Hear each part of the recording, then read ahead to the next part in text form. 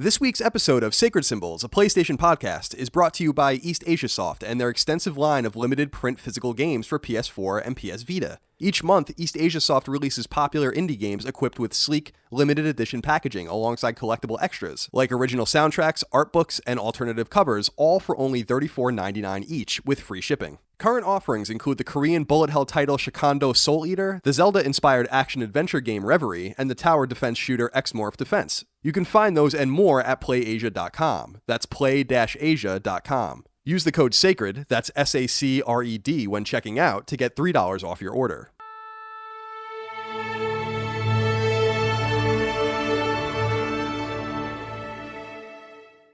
Why, hello there. To receive each episode of Sacred Symbols 3 days earlier than the public, totally ad-free. To have your questions, comments, and concerns read on the air. To hear your name in the end credits, and to score other cool perks. Please consider supporting this show on Patreon at patreon.com/ColinsLastStand. Not only will your subscription net you benefits for Sacred Symbols and allow this show to continue into the future, but those benefits also carry over to other CLS shows too, including the video game-centric YouTube show SideQuest, the retro and nostalgia-themed podcast Knockback, and the eclectic interview series Fireside Chats. In other words, you're getting insane bang for your buck. Again, that's patreon.com/ColinsLastStand. Thank you for your kindness, generosity, and support. Without you, Sacred Symbols and CLS couldn't and wouldn't exist. Now, on to the show.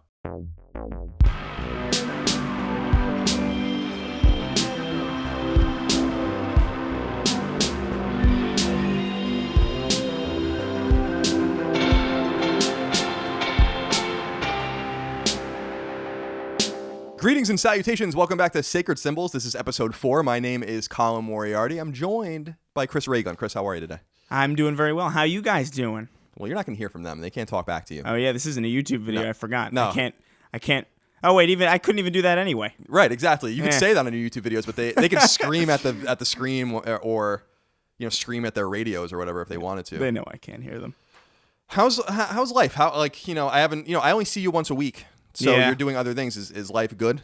Yeah, it's pretty all right. I'm just working on a bunch of videos for like a myriad of deadlines. So it's just been like crunch time for like the last week. Right, and you put a lot of care into your videos. Make sure to go check out Chris's videos if you haven't at his YouTube channel. Pretty funny stuff. Actually, very funny stuff. I think I told the story to you. I might have told it on the show that I showed. Aaron has known you for a while, but had never seen your content, and then like fell down the rabbit hole of watching your videos and thought they were really funny. So, thank you. So you have a fan there. Sacred Symbols, PlayStation Podcast. You guys know this by now. This is episode 4. We thank you, of course, for your continued support. Remember, the show is supported on Patreon. If you are a patron at the $5 level or higher on Colin's Last Stand's Patreon, you can listen to the show 3 days early, ad-free, and get access to some other cool stuff as well. Your support is essential, so please consider that. Before I get any further, I saw a tweet from you this morning that I wanted to kind of clarify a little further. Oh, Jesus. You live in an apartment building here in Los Angeles, and you live adjacent to a pool. Yeah, we're pretty much our apartment is directly next to the pool. Right. Like in the pool house. And which is, has its pros and cons, obviously. Yeah. But you had a broken window, and this was because kids were fighting over Fortnite. Can you tell me a little bit about this? There were like two teenage, probably 15-year-old boys sitting around the pool arguing about Fortnite skins. I couldn't understand what the hell they were arguing about because it sounds like gibberish to me, which kind of makes me feel like an old person. But they actually started fighting, for real, with hands and fists. And they broke our living room window and ran away. They scuttled away. Really? And so demons. Did they live obviously in your community? Yeah, then? I know the apartment. So I tracked him down. So did you? What did you do? Or what are you going to do? We're gonna complain to management. Obviously, we're gonna be like, yo, these people in this apartment. I tracked him down too because they had they obviously were in the pool, so they were tracking water. So I tracked the watermarks to the apartment, and I heard I saw them go in. It was perfect. I thought it was gonna be a little more dire. You're gonna say one of them got punched in the face and was bleeding, and there's a little blood drops leading you to an apartment. No. That would have been certainly a lot more visceral. Alas. A little more violent, a little more R-rated. That actually happened, though. That's a real, fact. Well, because I saw... Blows my mind. I don't like when people tell stories and then, I'm sure people lie all the time on the internet. People do it on YouTube, their vlogs and stuff, but when people I know that are telling the truth, because I responded to someone's tweet of you, that responded to your tweet where they were who lives next to a pool like in an apartment complex, I don't believe the story or whatever, and I'm like, there are like 5 million apartments in Los Angeles that are identical. That's your hang up. It's not that the kids broke the window over a Fortnite argument. It's that Chris is telling you he lives next to a pool. That's your hang up. All right, that's the internet, I guess. 2 other notes before we get into the news and get into what we're playing and all of that kind of stuff. There were some complaints last week, Chris. Just a few, but I wanted to bring this up again as we kind of hone and make the show better. Sure. That some people were like, why didn't we watch the Uncharted short film before we recorded, even though we knew it existed, right? Oh, well, okay. First off, I had no idea that it was a thing until we recorded it. I did watch the whole thing. Okay, so you watched it after. So you liked it. Yeah, I loved it. The point I'm trying to make, because I didn't know it existed. I only knew it existed, I guess, for a day or two before, or maybe something like that before we recorded, depending on the timing. Yeah. And I want to just clarify what Sacred Symbols is and what Sacred Symbols isn't, right? And I think this is important for us to do for the audience, although I think most people inherently know this. This show is going to tell you what's new and noteworthy and newsworthy, but we're never going to feign excitement or disgust or whatever based on what's happening just because. I couldn't care less about that Uncharted short film. I really couldn't. Like, I'm not riveted by the live action video game movies. I don't know why Nathan Fillion did this. I think it's cool that people are excited about it. It's a nice thing. But, if you want people to feign excitement or whatever about everything that happens or, literally jump into things even if they're not interested in them, there are other podcasts out there for you. This is not going to be that show. It has to be, what we do here has to be fully authentic and honest. Yeah. And if I was like, I watched the whole thing and it was great, that would be a lie. I didn't watch the whole thing because I didn't care. And so I felt like it was important to let you know that, So what are you on board with this? Yeah, I liked it. Mantra? I thought it was cool. I don't know if I give enough of a shit about it being a real movie, but I liked the short film and I had a really good time watching it. Right. And it made me smile. That's great. I like Nathan Fillion and like pretty much everything. So that's a plus. But what about the mantra I'm saying here? Like the idea that like Dreams, for instance, we talked about it a couple weeks ago. Oh yeah. You might play. I don't care at all about that game. I don't care at all. We're not. All right. So Chris doesn't. So I'm telling you right now, we're not going to play Dreams probably, and not have much to say about it. It's unless they come out with something that like changes my mind. You know what I mean? Right. But as of right now, I couldn't give less of a. I just couldn't care. Right, and that's the honest thing, right? So like the important thing for me for Chris, for everyone to know that listens to the show, tens of thousands of you listen to this show now already, is we're always going to be honest, authentic, and tell you. So it's newsworthy that happened. Yeah. But I don't care, and I'm not going to spend 25 minutes on something I don't care about. So I wanted to be just clear about that, and I think that brings a level of authenticity to this podcast that's essential. So I wanted to just clarify that. So if we gloss over things or maybe even don't talk about something, it's not an insult or an affront to you. It's simply that it's not important to us. And sometimes one of us might care about something more than the other one. Right, exactly. Like Chris has a huge crush on Nathan Fillion, I just found out today. Yes. The other thing that's important to let you guys know is Sacred Symbols now has a PlayStation 4 community on PS4, on PSN. So you guys can go search for that and join. It's pretty cool. It's run by fans. I have nothing to really do with it, but I joined it, and it's just a nice community if you guys want to gather, talk, find people to play multiplayer games with. Oh, that's cool. And talk about how much you love Chris and I as well. That's essential. There's you had that's part of the oath when you join the Sacred Symbols community. So go check that out as well. Now, Chris, let's talk about what we're playing. You're playing Chasm. Yes. Can't talk too much about it. Yeah. So I don't mean to talk too much at the beginning of this show, but very vaguely, we'll spend a lot of time on it next week, on next episode. But you're enjoying yourself, we can say? Yes, very much. Great. Awesome. That's as much as I could say, really. It's Chris is playing on PC actually, and we should get PlayStation codes by the time this posts. So cool. So that's exciting and fun. And Chasm is obviously one of our most anticipated games. So Chris will have plenty to say about that next week. Nothing else you're messing around with though? No, like I said, it was just crunch time this last week. I've had like no time. That's insane. Okay. That's okay. There are going to be weeks when you don't play anything. There are weeks when I don't play anything. Yeah. It happens. And I might be coming up on one of those weeks, and I'm going to tell you why. I've been playing Mega Man X Legacy Collection, and I have Mega Man X Legacy Collection and Mega Man X Legacy Collection 2. These are two different things that come out the same day. What? They split it? Yeah. It's X1, X2, X3, and X4 in one, and then X5, X6, X7, and X8 in the other, which is totally reasonable to me. I know some people are complaining about it. Totally reasonable to me. $40 for both. Totally reasonable, in my opinion. You disagree? Weird. That's because Mega Man X. I guess it's a lot of content, but also it's like those are old games. You could fit those on you could put that on one download. Oh sure, they could easily do that. I don't know. It's not necessarily that I'm complaining about it, but it is odd to me that they would segment it like that. I think part of it is probably maybe to obscure what they did with Mega Man Legacy Collection to begin with, which was 1 through 6, and then they put 7, 8, 9, and 10 on a different one. Right. But that had more to do with the way the games were emulated and stuff. I think they probably would have combined it into one. Right. But I respect the argument against it, but I am of the mind that for $20 you can buy, I think it's actually $40 for both of them. Yeah, I thought it was $40 for both of the collections. No, $40. I think they're actually $30 each or $40 together, right. Something like that. So how you liking it? So I platinumed it. That's insane. I platinumed Mega Man X Legacy Collection, and I was texting Chris this weekend, and this is totally true about my experience with it. By the way, my right hand is fucking killing me. Is it still like warped? My thumb is like I don't know. I haven't moved on to Legacy Collection 2 yet much, and I'm like wondering, I have to probably take a little bit of a break. Dude, my hand hurts. Like it's so weird. My right thumb is like gonna fall off. Mega Man X requires the X games, depending on you're playing, because you're charging it and you're jumping and you're using the circle button to dash and stuff. You're holding buttons in weird combinations and holding them down and stuff. Like there are times where I am so fatigued fighting a boss or something that I just die. Like I can't play. It's super interesting because it's like I feel like a lot of games now utilize the triggers a lot more often. So like when you go to a game that uses like entirely just the face buttons or primarily the face buttons, you notice it now.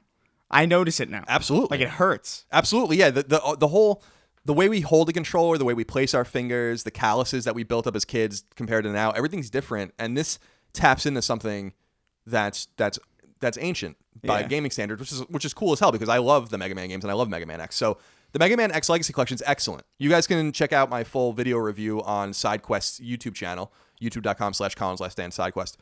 And if you want to see footage and all that kind of stuff. But the long and the short of it is that I've been a classic Mega Man fan for pretty much my whole life.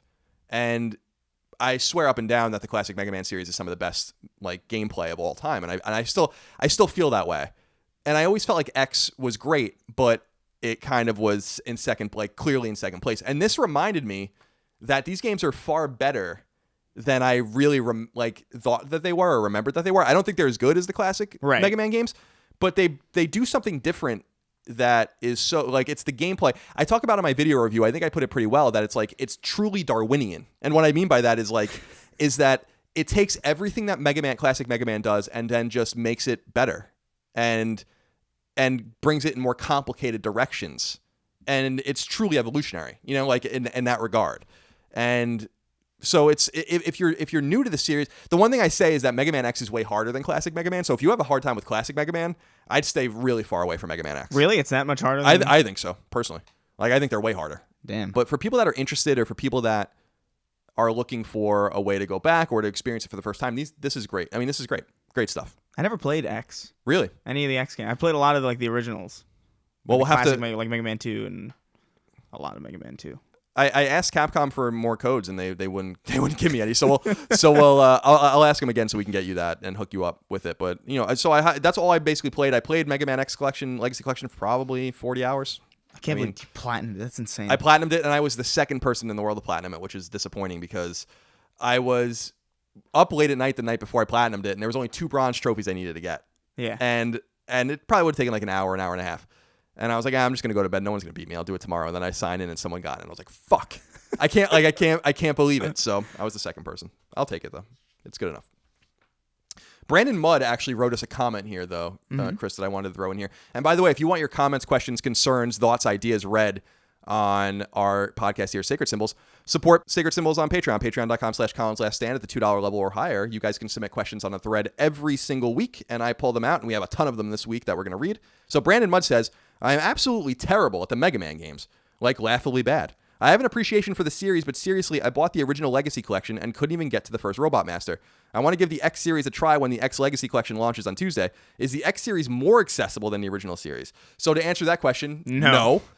I know they've added an easy mode for the new collection, but wanted to get yours and Chris's take on the differences between the original series and X series. So Chris, I wanted to ask you were talking a little bit about Mega Man 2 and whatnot. What kind of drew you to that, but you weren't drawn to X? Like, what's the difference? I think Mega Man was a weird thing because I never even really... This is weird because I feel like I started playing those games before I really had any concept of what a franchise was. So I would play the Mega Man games, not necessarily because I would seek them out, but because like my friends would have them, or I would like somebody would let me borrow it, and I would play, and I'd be like, that was fun, that was hard, and I never want to see this again. And then the next one would come out, and I'd play it.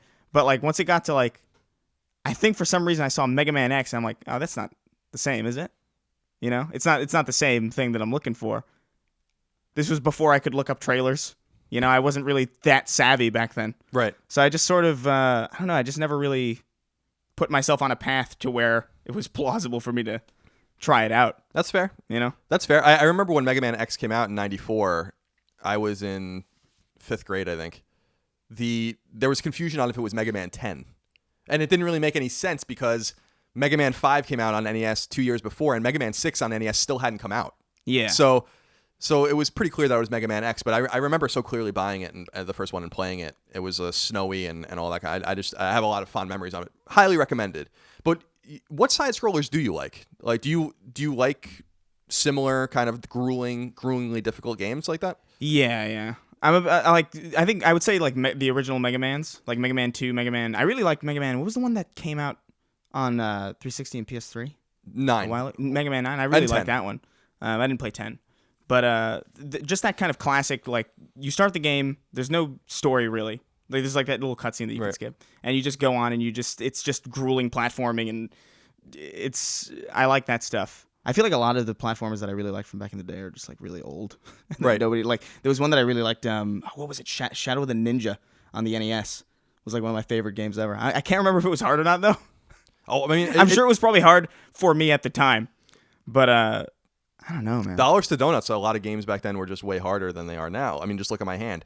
And by the way, before, I said this in the video, I'm going to say it now. You can make your masturbation jokes about my hand hurting, but I'm a lefty. So my right hand hurts. All right, I want to be clear. It has nothing to do with me touching myself.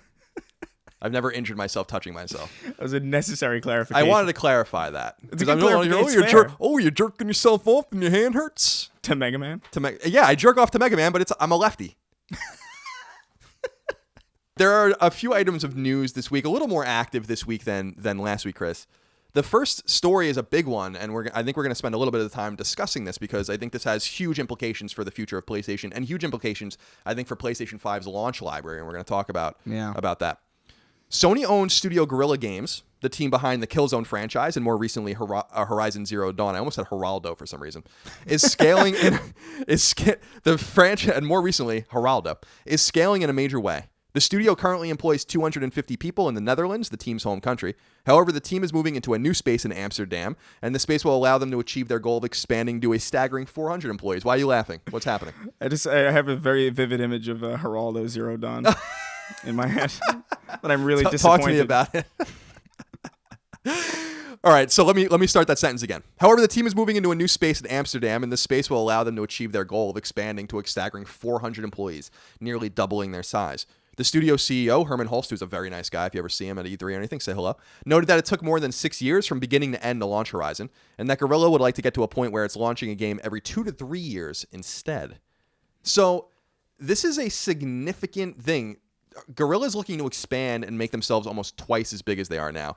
And by the way, at 250 people, that indicates that they're probably making 2 games right now already. You think so? Yeah, I think you could conceivably see 25 or 30 people working on a pre-production for a game and the rest of the team moving to a new product.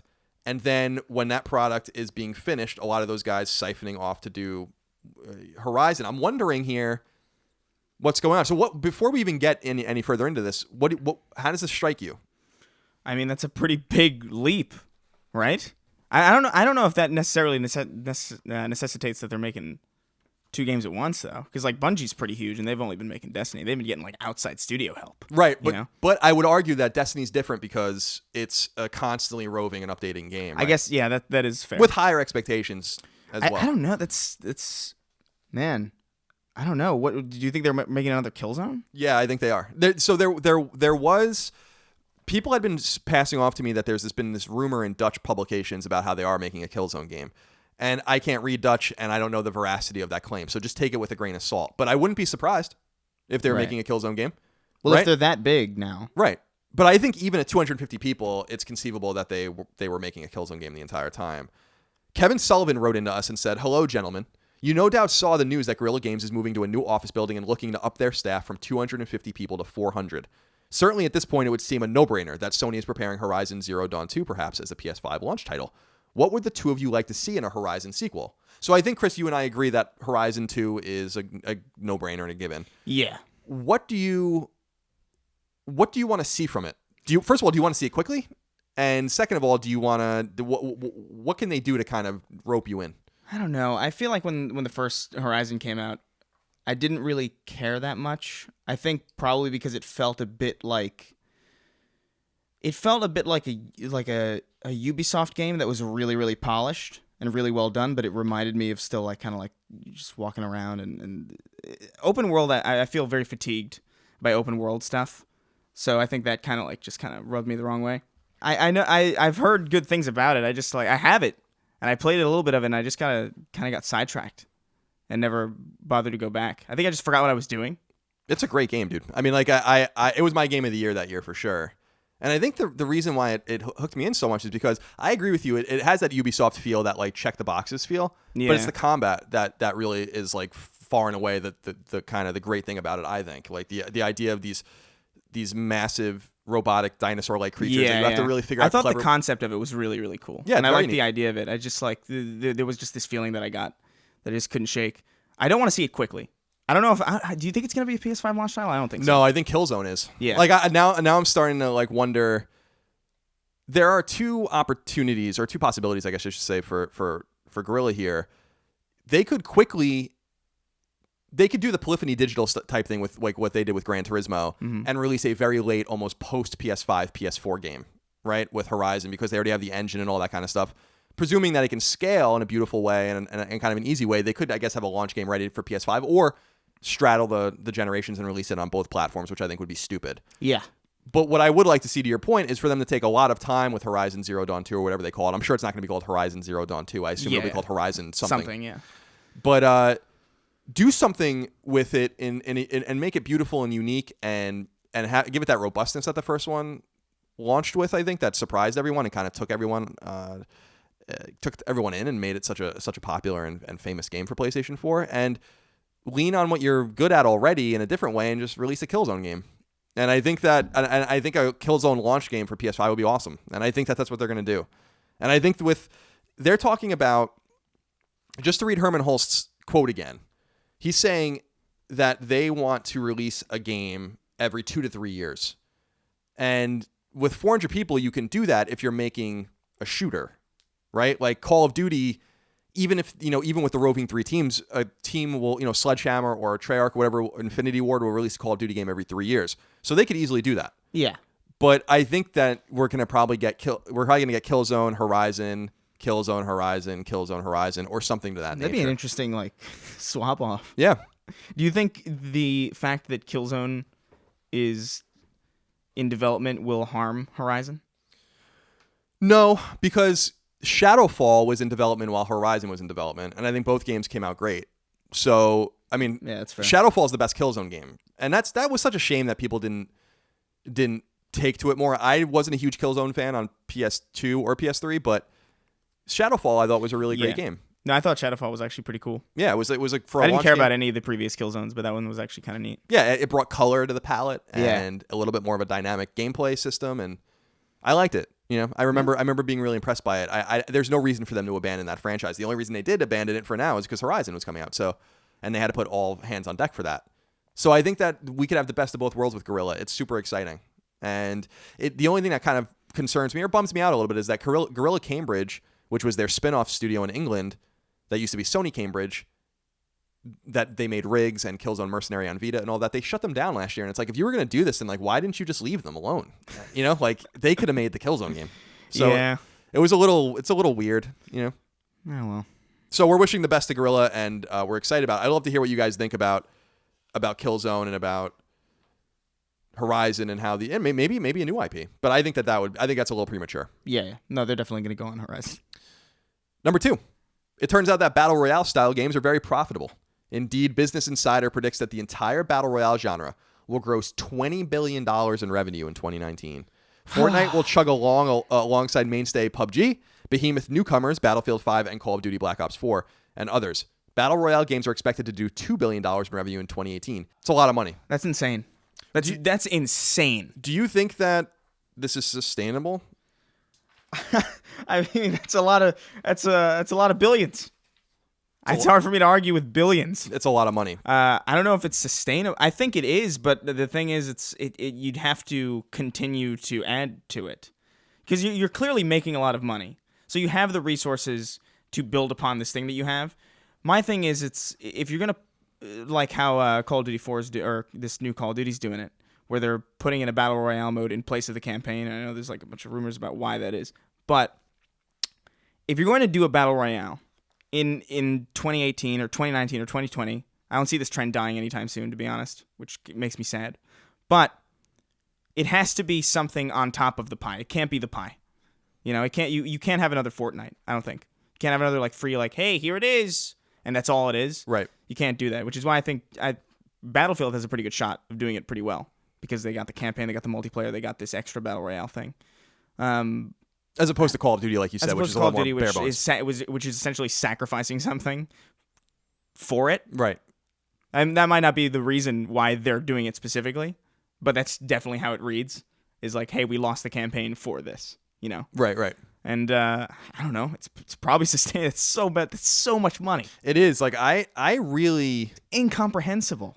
It reminds me, Chris, of other what I would deem unsustainable trends in the industry where people were all in on it until they weren't anymore. The freemium kind of mobile market, which is still very profitable, makes billions of dollars. Yeah. That was like a thing, like that race to the bottom destroyed that market. Yeah. And I think a similar race to the bottom is going to destroy this market as well. But it's more confounding that with such dominant players in different subgenres of shooter, that anyone would jump into this at all, other than like the big behemoths like we just mentioned with Call of Duty and Battlefield. If you don't have a Battle Royale game right now in development for 2+ years, then I would just cancel whatever you're going to do with Battle Royale. There's no way you can jump into this genre and compete, in my opinion. I'm concerned about that. Yeah, I don't know. It's such a weird trend. They just exploded out of nowhere. I think a lot of it has to do with the fact that, just gaming in general is a lot more mainstream. So you have like people like Ninja who are like playing with Drake on Fortnite, right. And you know what I mean? It's like a way bigger thing, and it has way more marketability just because of that. That's why I think it's a little bit different from the freemium stuff. Whereas like you didn't have that kind of cultural significance around it. Sure. But that's a great point. But I don't know. It's Jesus Christ. I'm still like staggered by by that amount of money. It reminds me a great deal too of like the squad based like shooters and like the tower defense shooters almost, or like when Left 4 Dead started this whole trend of like asymmetrical shooters and stuff like that. But then Evolve comes out and it's just too late and then it's dead, right? Or the hero-based shooters where people think that there's room for more, and then Overwatch dominates, and then Battleborn comes out and dies. And how many of these very expensive lessons will publishers and developers have to learn? Because the scale with the raising scales, the stakes also raise, and so there's more to lose. And if you jump into this Battle Royale thing now, and you want to fight with Fortnite and PUBG and what Activision is doing and what EA is doing, I just don't understand how anyone else enters this market. And I also wonder, like, are people really going to be riveted by this particular style of gameplay forever? You know, or if it's a flash in the pan. I don't know. I've never played Fortnite. It's not my kind of game. I'm not judging it. From a business standpoint, I think it's a little bit dubious. Yeah, I think a thing that helps though is the fact that it's definitely like competing in that market, but it also kind of, they've got their own markets. Like there are Battlefield fans and there are Call of Duty fans who are currently playing Fortnite for that fix. So if you can get people back on Call of Duty, which is going to happen, it happens all the time. You know, people always come back to this game, and if you can get those people to stay there, that might actually be a decent way to go about it. And especially because it's not limiting. You have a broader experience in that game than you do on Fortnite. You just do. Right. The thing to me is, how can you compete with the ubiquity of it? Because it's so ubiquitous. That's a great point. I hear it everywhere. Everywhere. Fortnite. on the news several times. Yeah, it's crazy. And it's like you're making. I don't know points. if you can. I don't know if you can compete with that, but I do think as long as you have it as this extra thing to what you've already done, that's fine. I can't see an only Battle Royale game succeeding. Yeah, I think you make a great point, Chris, in that I not considered, in that Call of Duty and Battlefield, opting to include Battle Royale in their games that don't really, it kind of fits into the Battlefield mold, but it certainly doesn't fit into the Call of Duty mold. No. But doing that is a pretty clever marketing tool and a containment tool almost to be like, it's almost like a defensive posture to be like, we need you to come back and we're going to give you that style of gameplay in our game plus all the accoutrements that you like. It's a great point. I never really quite considered it as almost a defensive stance to be like, we have to actually do this because otherwise we're not going to be able to attract people to our game, even the people we kind of annually or perennially. Yeah. It's like the mainstream hook that you use to get people to see everything else that you have. Right. That's a great point. Well said. Next news story is one that just popped up today. It's just a brief one. Fallout 76 is officially getting a beta. Word comes from the Bethesda forums where a community manager posted that a limited beta for the game will begin in October. Participants will be limited. Those who pre-order the game will get dibs, so long as the game was pre-ordered at a participating retailer. It's unclear if PS4 will be included in the beta. PC is certainly a slam dunk, but we'll have more information soon. Fallout 76 itself is set to launch on November 14th. Let me ask you this, Chris. What do you make of these betas that are basically just demos? Yeah, I was about to say let's be real. That's not a beta. That's what do you make demo. of that though? Don't you think they should just be honest and just say like we're gonna track what you're doing and watch the metrics and all that kind of stuff and make fixes, but this is basically a demo. No one releases betas 3 weeks before. Yeah, that's insane. It's mind-boggling. But I don't know. I just think the definition of the word beta has changed. Honestly, I don't even think it, because as long as they're using the data that they're getting from this demo to make certain fixes, whether it be like something as minuscule as testing server load, that qualifies as a beta, even though it's not typically what we expect as people who are familiar with the past of this industry would recognize as a beta. I don't know. I just wish that they. I do scoff a little bit though. It's like come on. It does bother me because there's just certain. I think that there's much ado about nothing with a lot of things in the gaming industry. People complain about a lot of shit. Yeah, that's stupid. But this is one of those things where you have to have a pre-order to beta test the game, and you have to. But you're releasing the beta arguably maybe less than a month before the game comes out, so giving you very little time, especially because the game has to go gold, and then you're gonna patch it.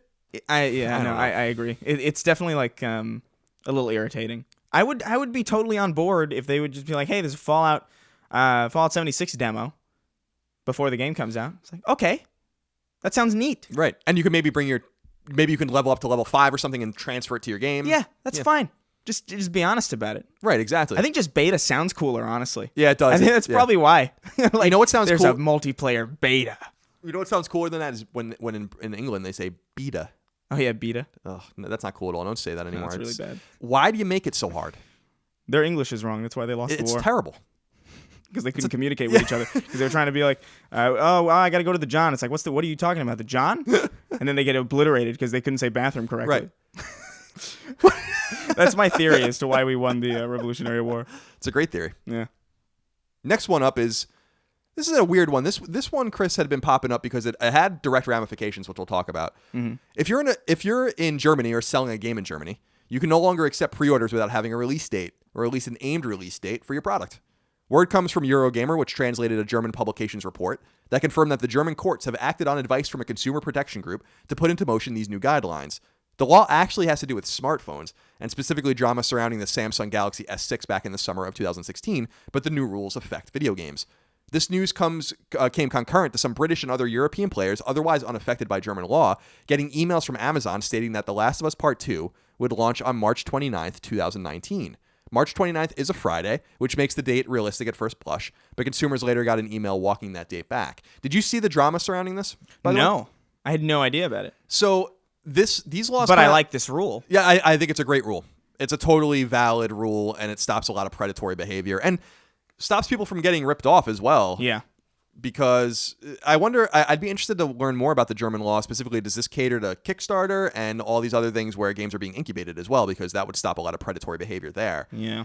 But the interesting thing was that it seemed unrelated but yet concurrent was The Last of Us 2 release date of March 29th. And people at first blush were like, that makes sense. I believe that. And I'm like, I'm going to tell you why it's not true. First of all, it's not true because it's not true. But the second thing is that March 29th is the last Friday of quarter one. So it could be a fiscal release date. But the bigger reason why this date cannot be true, and was obviously walked back by Amazon later and Sony never said anything about it, is because Days Gone comes out February 22nd. So what this date indicates is that Sony will release Days Gone and then 37 days later release another zombie exclusive. That doesn't make any sense. I still say that May or June is probably the landing date. No, I would definitely agree with that. That's definitely a summer game, I think. Yeah, it does. So just in case you guys saw that floating around, maybe it's true, but imagine if they do that? If it's true, it is the dumbest shit ever. Yeah. Like, it is absolutely, first of all, they're going to murder Days Gone, and they might actually hurt The Last of Us. So you got to separate those games from as far away as possible from each other. I think May, June is probably a good window. I think no later than August. And I'm betting June. Yeah. Just it could literally be 5 years to the date of when the original Last of Us came out. So just wanted to throw that out there. No other word there. Do you pre-order games? Not anymore, no. Not really. I used to. Just because I wanted it on betas and stuff, but it was really only games that I knew that I would enjoy, like back in the day I was a big Halo fan, so I would, all right, whatever, I'll pre-order those. I know I'm gonna like those. Set it and forget it. I just spilled water all over myself. Yeah, but very rare. I used to pre-order games when I was younger, in high school and in college and middle school, because I wanted to pay them off immediately, so like that I didn't have to worry about it later. So I'd go and just give them the money, then you take your receipt. And then you just give it back to them, and then they give you the game. When you weren't sure you would have money. Yeah, exactly. So that's why I would do it. That's exactly right. Yeah. But I didn't realize until more recently that, and again, this is me just being candid, because it is an ivory tower kind of thing when you get a lot of your games for free and kind of exist in that world for a long time. Yeah. There's such a significant discount in pre-ordering games too. Like I think at Amazon if you order a game early, you get a $60 game for $47 at launch, something like that. What, really? Yeah. What? Yeah. But I think that carries over. To 2 weeks after the game comes out, or something like that as well. You guys have to look into that. So there's no reason to pre-order. You can actually do it after the game comes out. That's insane. But it's pretty cool. Like Best Buy was doing a similar thing, and then they shut that down recently. Yeah. Because Amazon can afford to eat that loss. But so I used to shit on pre-ordering a lot more than I do now, because I understand there's a fiscal reality to it as well. Next item of news, Chris, is PlayStation 4 exclusive game Spider-Man from Insomniac Games. Is coming out in early September. We're very excited about it. And it will come out right alongside an all-new limited edition Spider-Man PS4 Pro console. It's a slick-looking machine, bright red with the Spider-Man logo emblazoned on the side. It comes with a special red controller and white buttons and sticks. I love the controller. Yeah, and a copy of the game will sell for $400 here in the States. It doesn't seem that there's a regular PS4 console, Pro only. Did you see a picture of this? Yeah, I did. What do you think? I saw it immediately. I really like it. It's very, very sexy. It's really... I love... I don't know. I really like custom... You remember back in the day when they had those console skins that you would put on consoles? Yes. I always hated those because they looked so cheap and garbage. So I'm glad there are options for if you want this crazy Spider-Man console. It's built from the ground up to be this thing. It's it's so well done, and I love it. I love stylized consoles. Do you remember PlayStation Magazine when they would release the lid covers for your PS1? It would be an insert every month. And so I'd put a lot of them on my PS1 back in the day, but then the PS1 would be half an inch higher because it had 17 stickers on it, one on top of the other. Casey Wright wrote into us and said, with the showing of the Spider-Man Special Edition PS4 Pro, what are your all's thoughts on special editions? Do you usually buy them or not? I want to extend this to not only special edition games, but special edition consoles, and focus on these special edition consoles. When you see the Spider-Man console, for instance, it's cool. It's aesthetically pleasing. But does that drive you to want to own it? No. Because I already have a Pro. Right. That's the main thing. It's if I have a reason to upgrade, if I had a normal PS4, I'd be maybe. Maybe I'll jump for that because it looks neat. It sticks out. It's a good conversation piece. It just looks. I just love the way it looks. I love red things. Red just looks cool. You like red? Is that your favorite color? Yeah, it's a good. It's a good color. It just looks so cool on I remember when there was a red God of War PS3, right? Yes. Yeah, and that one looked so cool to me. Oh my god, it's so cool. And the Gears of War Xbox 360 looked insane. I love red, but I don't know unless I have a reason specifically. Like if I'm missing something that beyond just aesthetics, then yeah, I'll jump on and get it. But I have a Pro, so I'm not going to get it. Yeah, I'm of the mind where I get why people are into this kind of stuff, and it's a way to celebrate a franchise or a game that you really enjoy, and maybe get a new console that you didn't have already for maybe a cheaper price. And that anniversary console is a good example. Right, I have looks like a PS1. Yep, I have that sealed in box.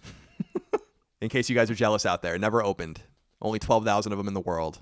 Now, the big thing to me though, Chris, with this is that I actually enjoy the black consoles. Like these things are part of our modern entertainment systems, or settings or whatever, and I don't want a bright red console in my living room with a Spider-Man logo on it. You know, like I don't really understand what it matters what's on the console. My console, I've said this in the past, could be like a garbage can. If it runs a PS4, it's like, what the fuck if it runs a PS4 game, I get why people get excited, and obviously it drives sales because they do it over and over and over again. Yeah. But I'm of the mind where I want the base unit that's like as nondescript as possible, and that kind of just looks like it belongs there. Like if I had it out there next to all my other stuff, it'd be like, you know, why is there this bright red machine sitting in the middle of your living room? It looks a little silly, but I don't know. I kind of like it. I dig it. But I don't know. Casey also asked about special editions more generally, and I don't know if he meant this meant special edition games and stuff. Do you buy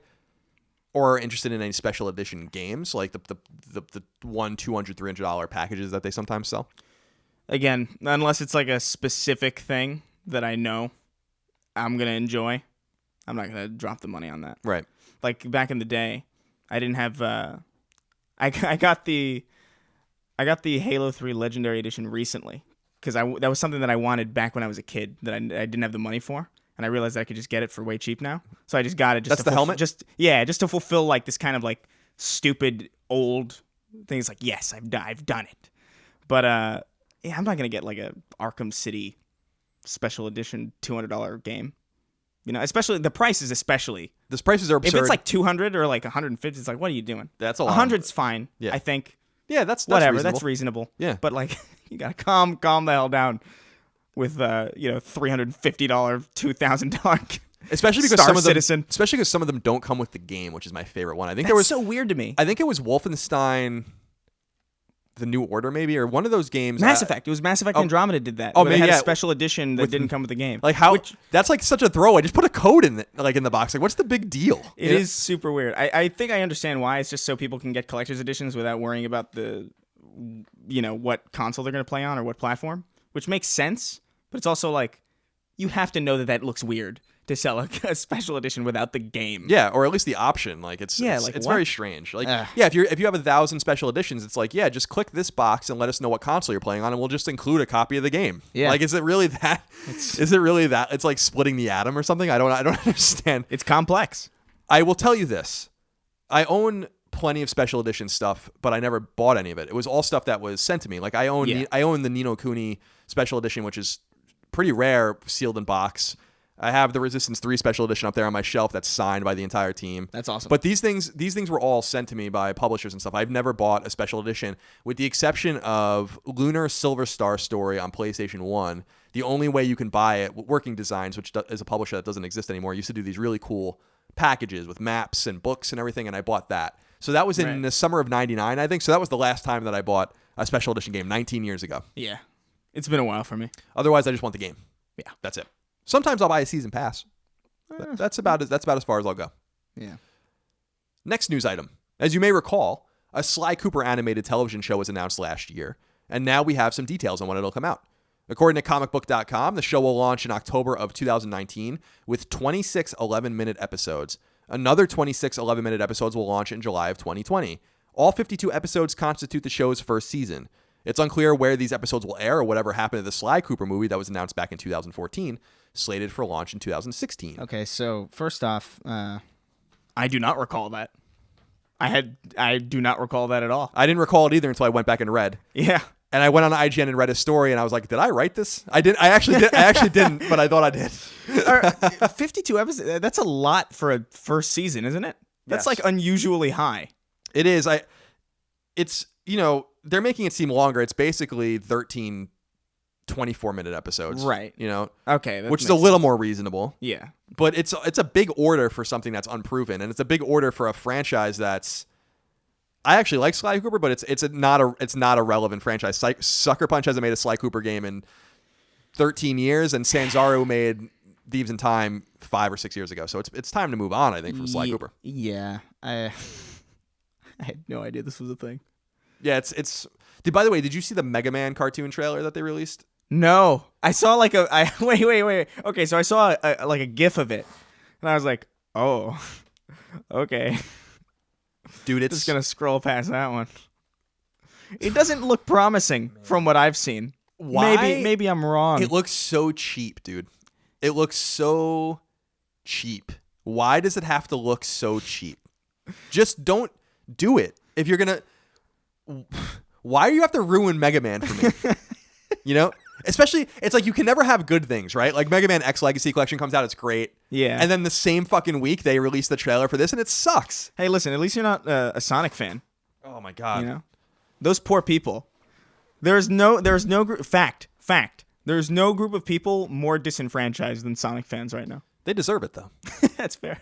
That's all. I can't argue with that. I can't argue with what he just said. Sonic. All right, so I love you for this because I've not met a person that feels so strongly about it as I do. Again, I don't want to be so forceful. I want this podcast to also be a celebration of the things we love. Yeah. So if you like Sonic, more power to you. I'm not judging you as a person. That's totally fine.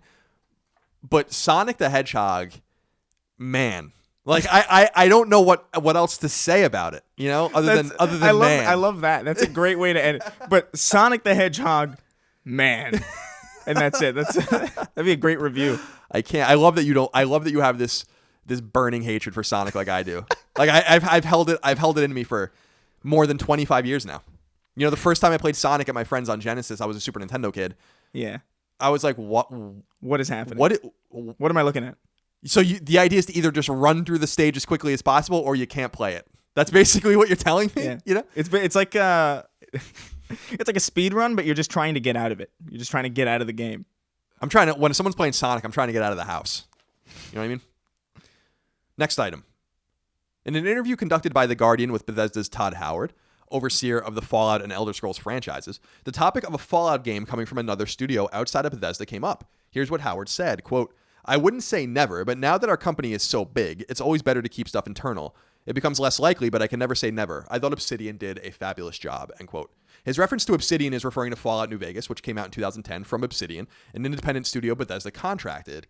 Meanwhile, in the same article, Howard confirmed that Starfield, the upcoming new Bethesda Game Studios IP, began pre-production 5 or 6 years ago and went into active development after Fallout 4 finished, so sometime in early 2016. Referencing not only Starfield, but also the Elder Scrolls 6, Howard said, quote, "Everyone should be very patient. It's going to take a while for what we have in mind to come out," end quote. Meanwhile, Bethesda has officially launched the official Twitter feed and Facebook feed for Starfield, indicating that more news on the particular game could be coming out soon. There's a lot to unpack here. All right, so let's unpack this one by one, Chris. Yeah. The first one is his kind of reference to internal studios only. This rings hollow to me personally, and this doesn't make any sense to me because Rage 2 is literally being developed by a studio that Bethesda doesn't own. They're doing it right now. So with that ringing hollow to me, does this seem like what was the point of saying this when it's so demonstrably not true? I think what he's saying is like it's about their main franchises, right? Like Fallout will never be, or they don't want to do Fallout with an external studio. Well, I think that because his quote is, "Now that our company is so big," that's what he says. And I'm like, but, and they are, and they don't, I made this note on one of my side quest episodes recently where Bethesda actually walked away from publishing other people's games a while ago. They, with games like Wet and, Rogue Warrior and all these games that were developed outside of them, then they started to, they either acquired or developed or founded studios like Arcane and all these guys that are making their, Machine Games and Tango in Japan making The Evil Within. They've created this first party ecosystem for themselves to publish their own games. But the ironic thing to me about that is that not only the Rage example, but that I would argue that Fallout New Vegas is the best Fallout game. So there's yeah, that is fair.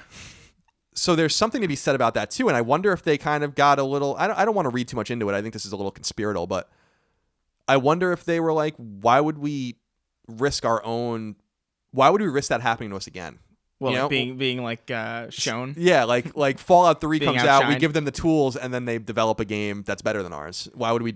Because I expected them to do that with Fallout 4. I expected them to be like, we're going to give Fallout 4's engine and everything to Obsidian or some other studio and let them develop Fallout, and we'll develop Fallout 5 or whatever. And they ended up not doing that. Fallout 76 is being developed by the studio in Texas that they own, and it just rang strange to me. Yeah, it definitely is a little weird with that context. The other thing that I wanted to bring up here is Starfield. They talk about how Starfield's a way out. Obviously, we just talked about how The Elder Scrolls 6 is even further out. And he says, and again, the quote is, everyone should be very patient. It's going to take a while for what we have in mind to come out. Why did you announce it? I'm just going to reiterate, why did you announce it? Yeah. What was the point of that? What was the point? Just to have a lot to talk about. It's a huge PR mistake, I think. You think so? Yeah. Yeah, it's definitely it depends on how long it takes. If it's like 2 years, it's still a bit early. But that's I can understand that. I doubt it's 2 years away. That's like easily like 3+. Yeah, I think it's the next gen game. Yeah, no doubt about it. That's definitely not going to be a cross gen. So but it's not, studios have done this in the past. Ubisoft famously did this with Watch Dogs. People forget, again, and I think we talked about this recently, that Watch Dogs was really the first next-gen game we ever saw in the last generation. Yeah. And we didn't know that it wasn't even... The consoles weren't even announced yet when we saw it. And this could be a similar situation, but they still had something more to show than just like a logo and kind of these vague promises. No, definitely. I will reiterate what I've said in the past. Bethesda, this was a very un-Bethesda move, and it was puzzling why they even had an E3 showcase. And I think this is going to come back and haunt them. Like, they're going to have to talk about this game constantly now. Every E3, every trade show, like a Half-Life thing. Yeah, people are gonna ask every interview with these guys. If Todd Howard wants to talk about Fallout 76, you better get ready to field questions about the Elder Scrolls 6 and Starfield. You're going to talk to Pete Hines about Fallout 76. Better be ready to. That's a good point. Why would you ever put yourself in that position? You've just distracted everyone. I wasn't even thinking about it from that perspective. Yeah, that's absolutely true. Because now people have that in their heads. Right, exactly. And people know what Fallout 76 is. They're more curious about stuff they have no idea about. That's exactly right. Put the 3 Bethesda game studios, because people conflate sometimes. They're different. Bethesda's a publisher. ZeniMax owns Bethesda as a publisher, and they own studios underneath. Bethesda Game Studios is one of their studios that makes Fallout. So those are steps removed. But to me, if you put the 3 games that we know Bethesda Game Studios is now working on in some way or in fully in order, Fallout 76, Starfield, and the Elder Scrolls 6, the game that's most imminent that we know about and that's coming out this fall, Fallout 76, is the least interesting and the least exciting of those 3 products for almost everybody. Yeah. So why are you distracting from it? You're putting out a Fallout game that is multiplayer that people are already super skeptical about, and then you're like, by the way, here are some shiny objects in the corner here that you should... I just don't understand why they did it. I think it was... It's almost disappointing because Bethesda to me was the one publisher that got it. And now they don't. Now no one gets it anymore. That's a fair point. I feel like. Do you think that was more of like a shareholdery move? I think it was a way for them to justify why they had that show to begin with. I think that they're not a big enough publisher in my mind to have one of those every year. And I've said that before. When they had one in 2015, it was awesome because they should save. Yeah, they should save with their Next year would have been great because then you could have a Fallout 76. Just have a live stream about it. But next year, you could have revealed Starfield. You don't have to say anything about the Elder Scrolls yet. You could have revealed Starfield, Tango's next game. Wolfenstein will probably be pretty close to release. Maybe a new Dishonored or a new Arcane game. Doom. Yeah, Doom will be ready to show probably. I'm so excited. We'll see that at QuakeCon probably. But I don't know. No, I agree. You've swayed me, I think. Fair enough. And by the way, people have been complimenting us on how much our opinions conflict and how we change each other's minds on things, which is nice. Welcome to Sacred Symbols. Next item of news. It appears Telltale Games might continue with the Walking Dead franchise after all. Its upcoming season 4, is being termed the final season. But at San Diego Comic-Con, the game's creative director, Kent Muddle, told IGN, quote, "This season is the end of Clementine's journey, and that's as much as I'll say on that," end quote. Season 4's first episode is due out in August. The other three seasons are currently available on PS4. I only played season 1. Yeah, me too. What did you think? I mean, obviously you didn't think much of it if you didn't go back. No, I liked it, but I feel like I got my fill of it. I don't really care about The Walking Dead. I played that season. I was like, oh, that was pretty good. I like that. Right. It was a nice little experience. But by the time season 2 came around, it was just like, okay, this is the same again. Right. It's probably, I'm sure the stories are pretty well told, but like I can't justify gameplay that doesn't scratch a gameplay itch. Like I play a game for gameplay, and you know, the games like that are good for, you know, an experience. But I feel like I already had it. Like I felt like season 1 of The Walking Dead, the game, was so good. I don't think that they could have topped it to me because it came out of nowhere and surprised me. Right. So now when I go back, I'm like expecting it to top that, but it can't because I've already played this game and games like it. I don't know. I feel like when that game came out, it was very unique. It was absolutely unique. I mean, Telltale, that put Telltale on the map. Yeah. People forget that Telltale released some other shit that people didn't care about, like Back to the Future and Jurassic Park. And, you know, I've always made fun of Telltale because I feel like they so, you know, I don't begrudge any corporation, any business. We do this show for, you know, because we're paid to do. I mean, there's a monetary reason to do everything, right? We get paid for the show.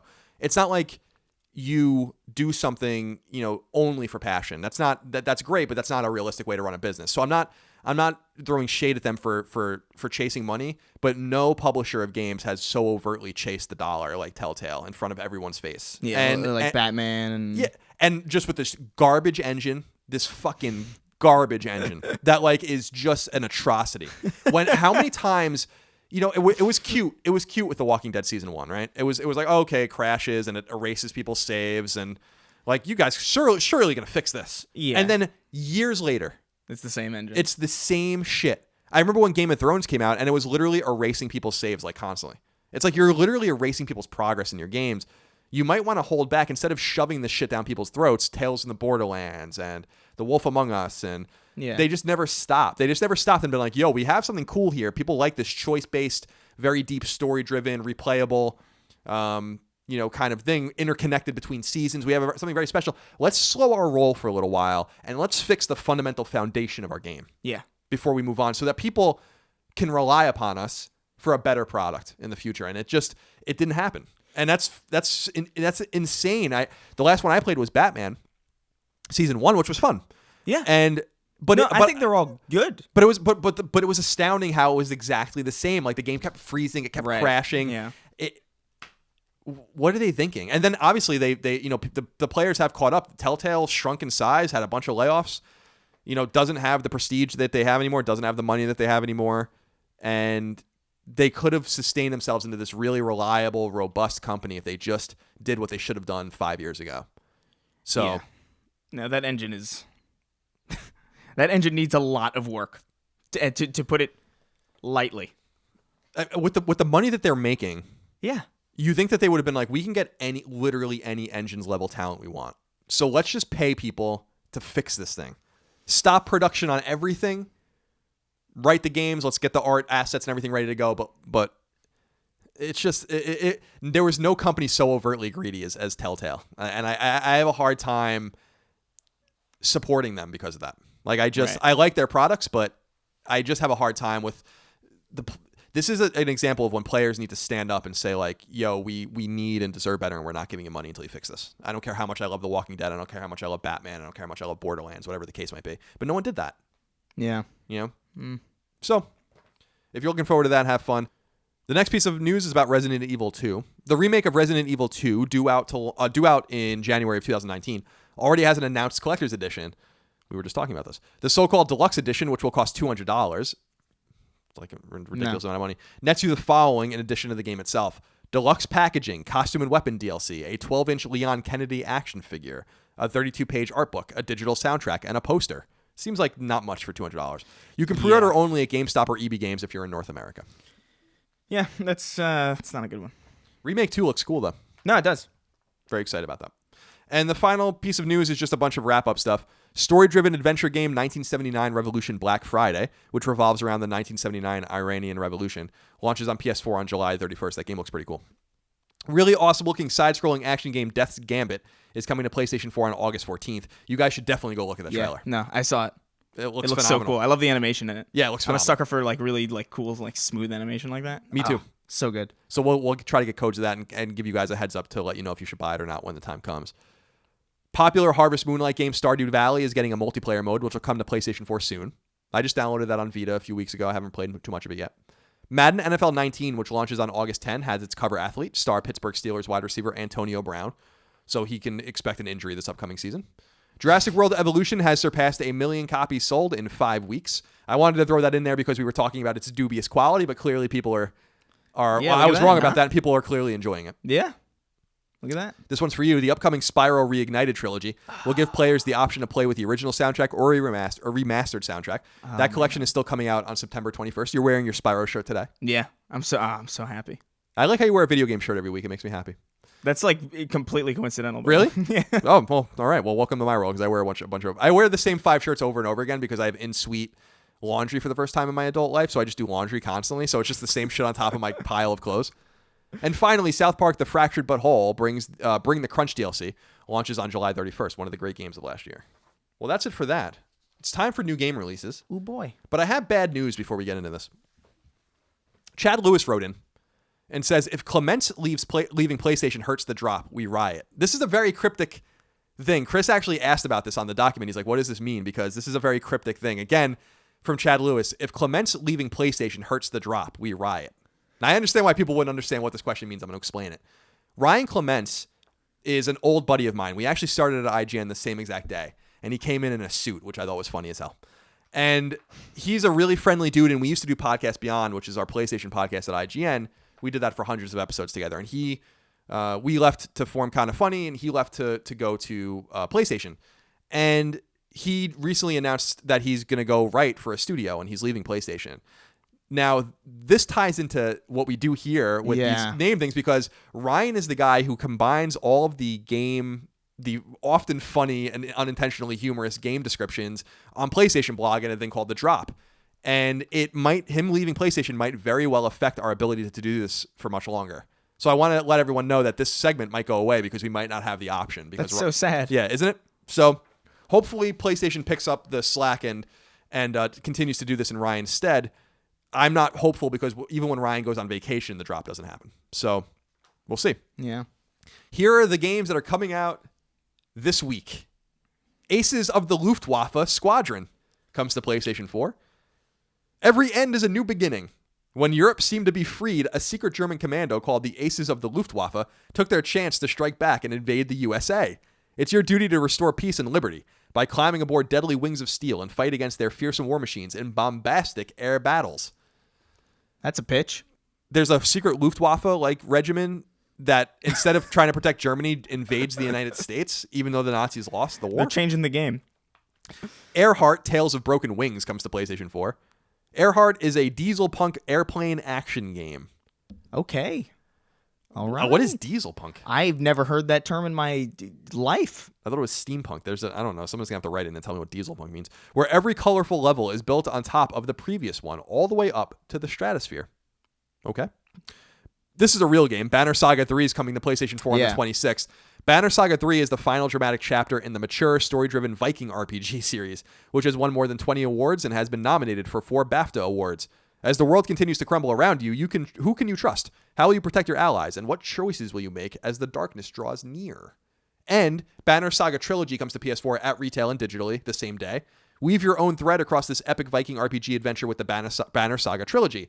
Guide your caravan across the landscape of a breaking world where the sun has stopped in the sky and the gods are dead.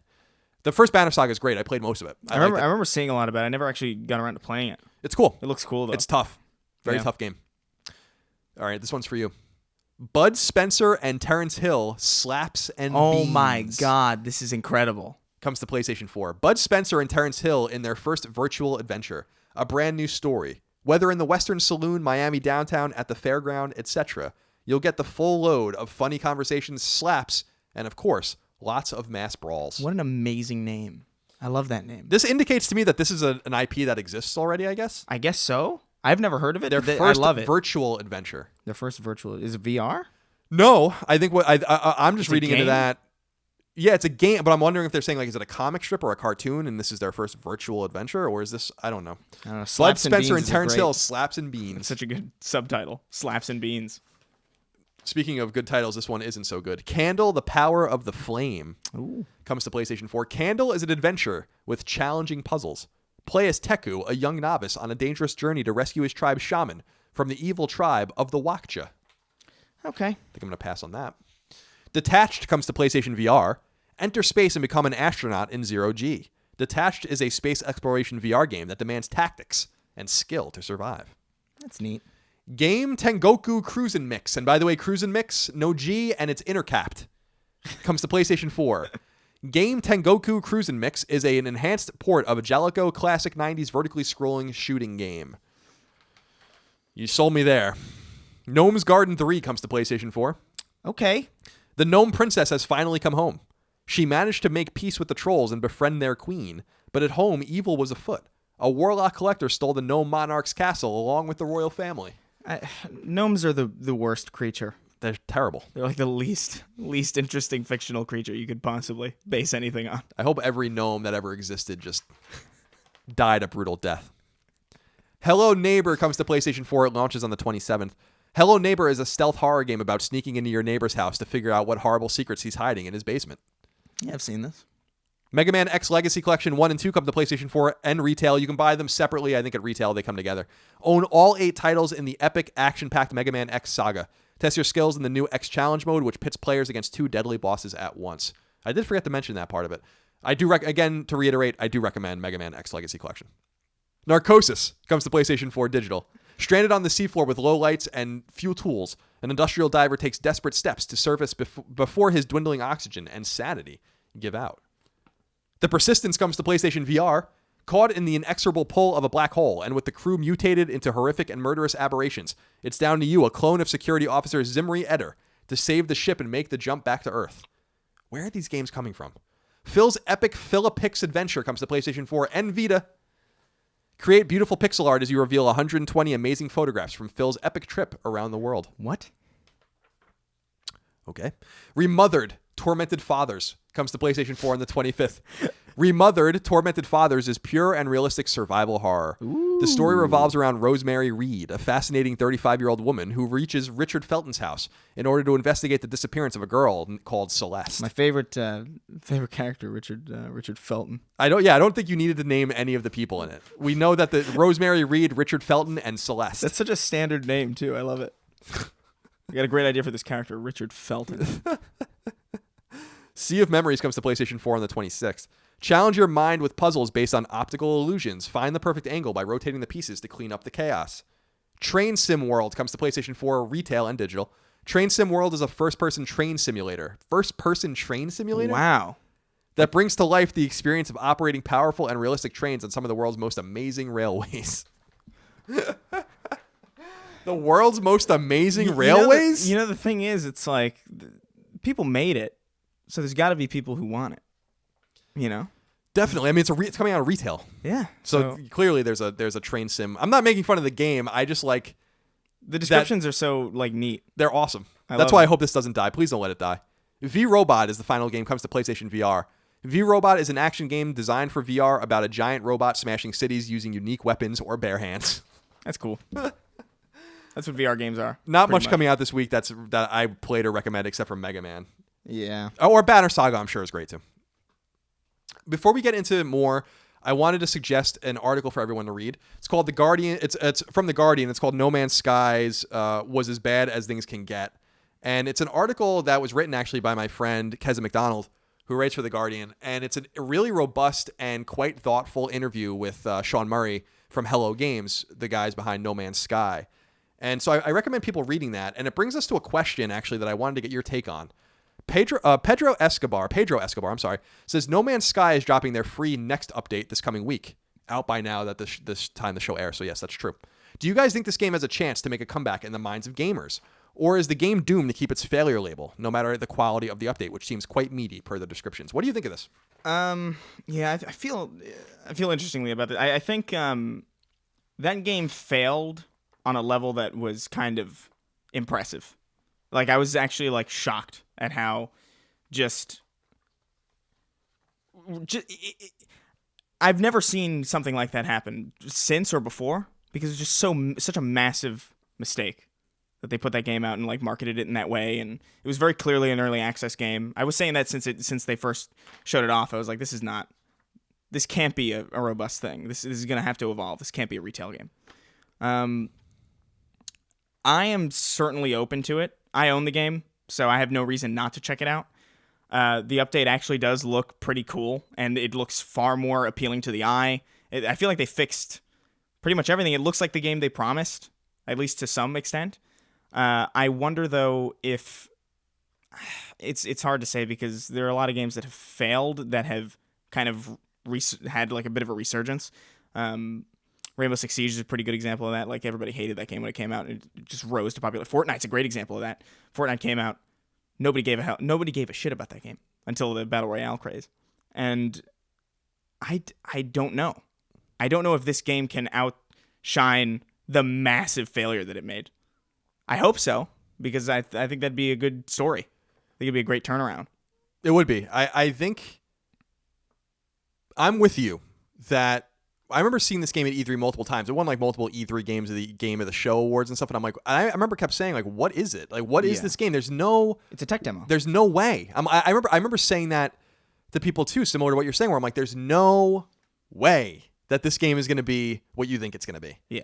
And like you said, it didn't turn out. And I didn't take any glee in that, but I think it was a predictable conundrum. Mm-hmm. I think they made a massive mistake getting in bed with PlayStation. And I think that they I think a lot of this is with Sony. Yeah. And I think Sony is kind of like, it's like Homer going back into the bushes, you know? Yeah. Where I think Sony showing it on stage, promoting it with their, almost as if it's a first party game, giving this guy a platform. He's clearly didn't have PR training or proper PR training, spouting off at the mouth about making promises and all these crazy, you know, it's a team, I think, that was like 6 or 10 people at the most. You know what's insane, too, is that every year they showed it at E3, it was the same demo, basically. It was like there was nothing ever new. They never added, and it's like, oh, wow, you could do that now? It was never like that. It was just the same demo for like several years. And I'm like, am I missing something? Or what's going on? It turns out you weren't. It turns out they were missing a lot. Yeah. And I first of all, there's a few things to say. I know people enjoyed it. And I apparently in reading this article, still has a massive player base, and that's really cool. Yeah, but they've updated it like pretty heavily since then. Yeah, especially with this new one. And I just don't understand how anyone can look at this situation, not the next situation, but the No Man's Sky situation itself, and not be like, this is why you got to keep games secret until, you know, people ask, why are games so secret? And I think we have a question about that. I think one of the reasons is because you don't want to overpromise. Remember, people might forget. Remember Killzone 2? With the pre-rendered gameplay demo. When the guys were like coming over the walls, I think, or something like that. It was like some weird thing. Yeah, and it was obviously CG. Yeah, and it, when you put yourself in these positions, it just creates unnecessary problems, which is why you should hold your cards close to your vest, not overpromise, and not get involved with publishers or stakeholders that are clearly wringing you dry in some way. And I think, you know, I think Hello Games got a brunt of the bullshit for a reason because they made the game, but I think a lot of this is probably on Sony. And they and lo and behold, when they went quiet and Sony wasn't involved with them anymore, nothing happened anymore, and they just quietly updated their game. So, do I think it's going to be a renaissance for No Man's Sky? Absolutely not. Yeah, I think for 90% of the people that have ever heard that name, that game is dead and they don't care. But I think this is an exciting way for people that already own it, like Chris was saying, to get back into it, and people that are already playing it are super stoked about it. So I wish them the best. I'm interested. I have it. I'll probably check it out. I'll let you guys know how it is. Yeah. Because I'm super curious about it. I would very much like it to be one of those like kind of turnaround stories, but it's just like the failure was so intense. It was just such a big blunder. Yeah, absolutely. You know? Absolutely. Catastrophic. Yeah, not good. Yeah. Not good at all. Before we get into reader mail, we have a lot of that to get into today. I wanted to discuss one topic quickly. I don't know how long this discussion will last. Maybe it'll only last a minute. It's not related to PlayStation, but actually related to Xbox. And I wanted to bring this up because that's PlayStation's primary competitor. And as we move forward, we're going to be watching very closely what Microsoft does with their new console. Microsoft's gaming division grossed $10 billion for the first time in Xbox history the last fiscal year. That's insane. What do you make of that? Because they're slowly chugging along. They're slow. People are really, I will say this, Chris, people are casting away Microsoft and Xbox at their own peril. Like there's clearly something happening with them. Yeah, that's interesting because I would have not guessed that would be the case for the last few years. You know what I mean? Like this is I could see maybe if they had like a year where hey, here's a bunch of like high profile exclusives that everybody loves. But like it's been State of Decay. It's been Xbox Game Pass. Yeah. How the hell did that happen? Backwards compatibility maybe and some other quiet things. I don't know. There's no way that alone could do that though. They point to other things too, like games as a service and like subscription. The subscription model is obviously churning, but that's a 39% increase in revenue year over year on a platform that a lot of people are considered dead or dying. Is you ignore it at your own risk. If you're interested in the way that this fight's going to shape up in the next 2 or 3 years, and it's going to be a blowout fight, then if I were Sony, I look at that and be like, we have to be very careful with and very deliberate with what we're doing. It's not that they're outselling Xbox One significantly, but this indicates to me that Xbox is selling better than we think. Well, I think a lot of people kind of miss this. I feel like they misinterpret things where it's like people will be like, oh, Xbox or PlayStation's like outselling Xbox a ton. And it's like, yeah, but the Xbox is still selling a lot. Like it's not by any means floundering. They're selling millions of units. Right. Like this is not like some kind of, it is a blowout, but it's a blowout in the sense of like two kaijus, you know? It's like these are two enormous entities with so much money. Right. I think it's going to end up somewhere. I think PS4 will net around 100 million units sold, and I think Xbox One will probably net around 50 million. And we don't. Microsoft literally hasn't even said in 4 years how many Xbox Ones have been sold in a specific way, which indicates that they're losing. And we all know that. That's obvious. The numbers we've gleaned numbers in the past from EA. They're actually the ones that keep telling us how many consoles have been sold because they keep saying over and over again, there are now 150 million next-gen consoles. There are now blah, blah, blah next-gen consoles. And it's like, well, we know how many PS4 sold. So now we just subtract the number. And now we have Xbox's numbers. And I think that they're doing that intentionally. But it's just an interesting thing. People should go read about this and kind of keep it in the back of your mind that Xbox is a serious competitor. And they're showing signs of great signs of life in that division of Microsoft. Yeah, so that's insane. So, keep your eye on that. Moving forward, a lot of the conventional wisdom that I think I'm wrong about, like why would you put your games on PC, for instance? Mm-hmm. Evidently, it works. I mean, it's working. Yeah, it's not selling Xboxes maybe, but it's working. All right, let's get into the reader mail. We have a bunch of mail to get through. Yeah. Straw Hat Ninja wrote in and said, "Greetings, Colin and Chris. I know you are a big JRPG fan, Colin. I am, but I was wondering how Chris feels about JRPGs. If he is a fan, what are some of his favorites? Chris, what do you think of the Japanese role-playing game?" Couldn't care less. Really? Yeah, genuinely. Like, I think a lot of it has to do with just the time that they require. Like, especially as I get like more busy and like just there's way more stuff to do. There's way more people to keep track of, people to keep in touch with. It's just like I can't sit down and play a JRPG. It just takes too much out of me. And then I'll sit down and I'll put it down for a little bit, and then I'll come back and I'm like, I don't know what I was doing. What the nexus of whatever is. I got to go here. Who was I with? What was I doing? What are the controls again? I think I used to play a lot of Final Fantasy VII, a lot of Final Fantasy VI, which I really, really like, more than 7, personally. But, yeah, I don't know. I just kind of fell off them. I fell off them at, like, a young age, and I just, like, never got back into them. And by the time I was old enough to think, like, hey, I should get back into them, I just didn't have the time. Right. It's nuts. They're very, they require a lot of dedication, I find. Yeah, it's a lifestyle choice. I've said that in the past. Like, playing Japanese role-playing games is a lifestyle if you want to like play them continuously. Yeah. And when I was a kid, I played. That's all. Almost 90% of the games I played from age 10 to 22 were Japanese role-playing games, probably. And I liked it because I was getting a lot of bang for my buck and like a real immersion. And I liked all that. But I'm with you. I in a sense. I mean, I love Japanese role-playing games, so I'm not with you fully. But I'm with you in the sense that like you have to. It's like the story I told about Ni no Kuni 2, where I stopped playing it for a few weeks to play God of War and some other stuff, and then I came back and I'm like, I have no idea what's going on. It was a total waste of my time to play it at all, because now I have to play it all over again. Yeah, it's tricky. But I will say, to be fair, that's a problem with Western games too. Yeah. Quinn Chapman says, I'm curious what you and Chris think about having a voiced protagonist in Fallout 4. Bethesda seems proud of this when Fallout 4 was announced, and it introduced 2 voice actors and talked at length about the decision. Fast forward to today, and I think that most hardcore fans preferred a silent protagonist. What do you make of this? Because I have been playing, recently, and I agree. I don't understand why my character's talking. Yeah, no, I agree. I don't think it was a wise allocation of resources at all. How do you think it served the story? It could have easily just been silent. We would have had way more dialogue options if it was silent, because then all you'd have to do. You'd have so much. I don't know. It's just such a dumb decision to me. Yeah, I think at first, like when I played it for the first time, for a little bit, I appreciated it. I was like, oh, it's kind of neat. But it's more, that's the thing. It's just neat. It's like a novelty almost. It's like, oh, hey, my character's talking. Does this make the game better though? Yeah, I don't think so. It doesn't, and I think it makes it worse almost because agree. I don't believe that character is me now. You know, before I could like kind of.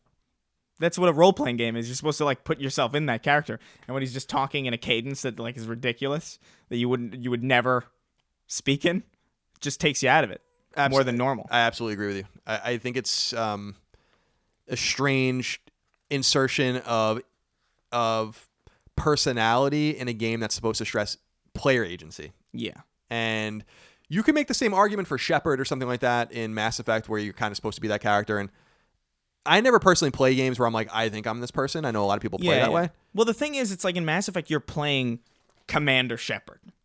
You could play him however you want, but you're playing a commander, like a military trained space agent guy person. In Fallout, you're just a guy. You don't have you don't have a legacy technically. You don't have like an archetype. You're supposed to build that archetype. So it's like I do think it's a bit different with Fallout and Mass Effect, but yeah, no, we don't want that again. That's a fair point. Yeah, I think we've answered your question, Quinn. I think it was a mistake. I think it was weird, and I think Fallout 4 is story driven, but a lot of it is environmental storytelling and like kind of brief interactions with people and creatures and stuff. And I like that a lot. And I think with you talking, it just expands and makes dialogue last too long and kind of drags the game down. Yeah, and I wonder if they can ever really get away with not doing it now. Or if they'll kind of decide that maybe it was a bad idea. They can. Easily. It's less work for them. Yeah, that's true. That's a good point. It would be way easier. Yeah, they had to write all the dialogue nonetheless. Yeah, they had to write all the dialogue, and then they had to record him for hours. No, come on. Peter McChrystal says, I am having a blast playing Detroit with my girlfriend. The story is great, and I love making the decisions with her. I really also like seeing the rest of the community's decisions. What are the chances Sony purchases Quantic Dream for their first party? Are they too much of at risk with some people's issues with David Cage? I don't think so. No, I mean, as far as I understand, I don't think I think you should not expect another PlayStation game from Quantic Dream. That's how I understand it. But I don't know if that's necessarily true, and I think things will play out probably depending on how Detroit did, and Detroit sold very well.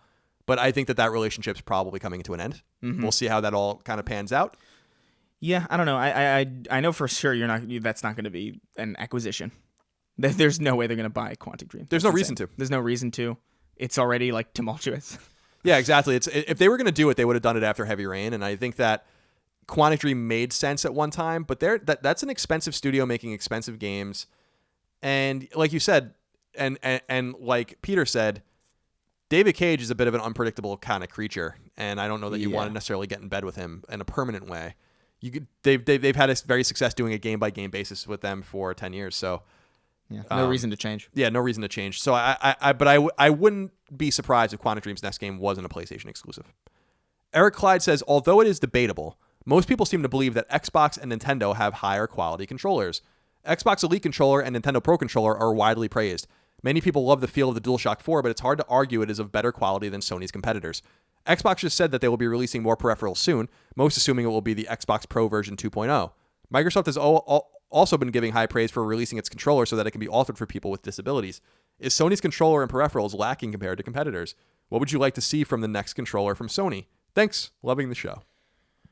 I think it's worth noting that a lot of those advancements, specifically with like on the Xbox front, the Pro controller, that really cool weird modifiable controller for disabled, that was really cool. But I think that specifically happened because, again, they are the underdog. They are pushed into making consumer-friendly decisions because of that. I don't know what I would want out of a PS4 controller. The PS4 controller is fine to me. I think this generation of controllers is probably the best. Like the Wii and Wii U, and like, I just couldn't understand why they would build such disgusting controllers. Yeah, the Wii U especially was really something else. The PS3 was fine. The Xbox 360 was fine. I think this generation has like the best controllers, honestly. Yeah, I like the DualShock 4. I like that Sony's form factor remains completely consistent. I think that's. I understand that some people have a problem with that, but I like that. I think it adds continuity between the consoles and familiarity between the consoles. one of my visits to PlayStation HQ in Japan, I interviewed Mark Cerny, and we were talking about controllers for PlayStation 4, and he had said that Sony prototyped a shit ton of... They wouldn't show me any of them, unfortunately, but that they prototyped a bunch of controllers and, offset sticks and different kind of molds and stuff, and that they just kept coming back to the familiarity of the DualShock. Yeah. And I personally think the Xbox One controller is phenomenal.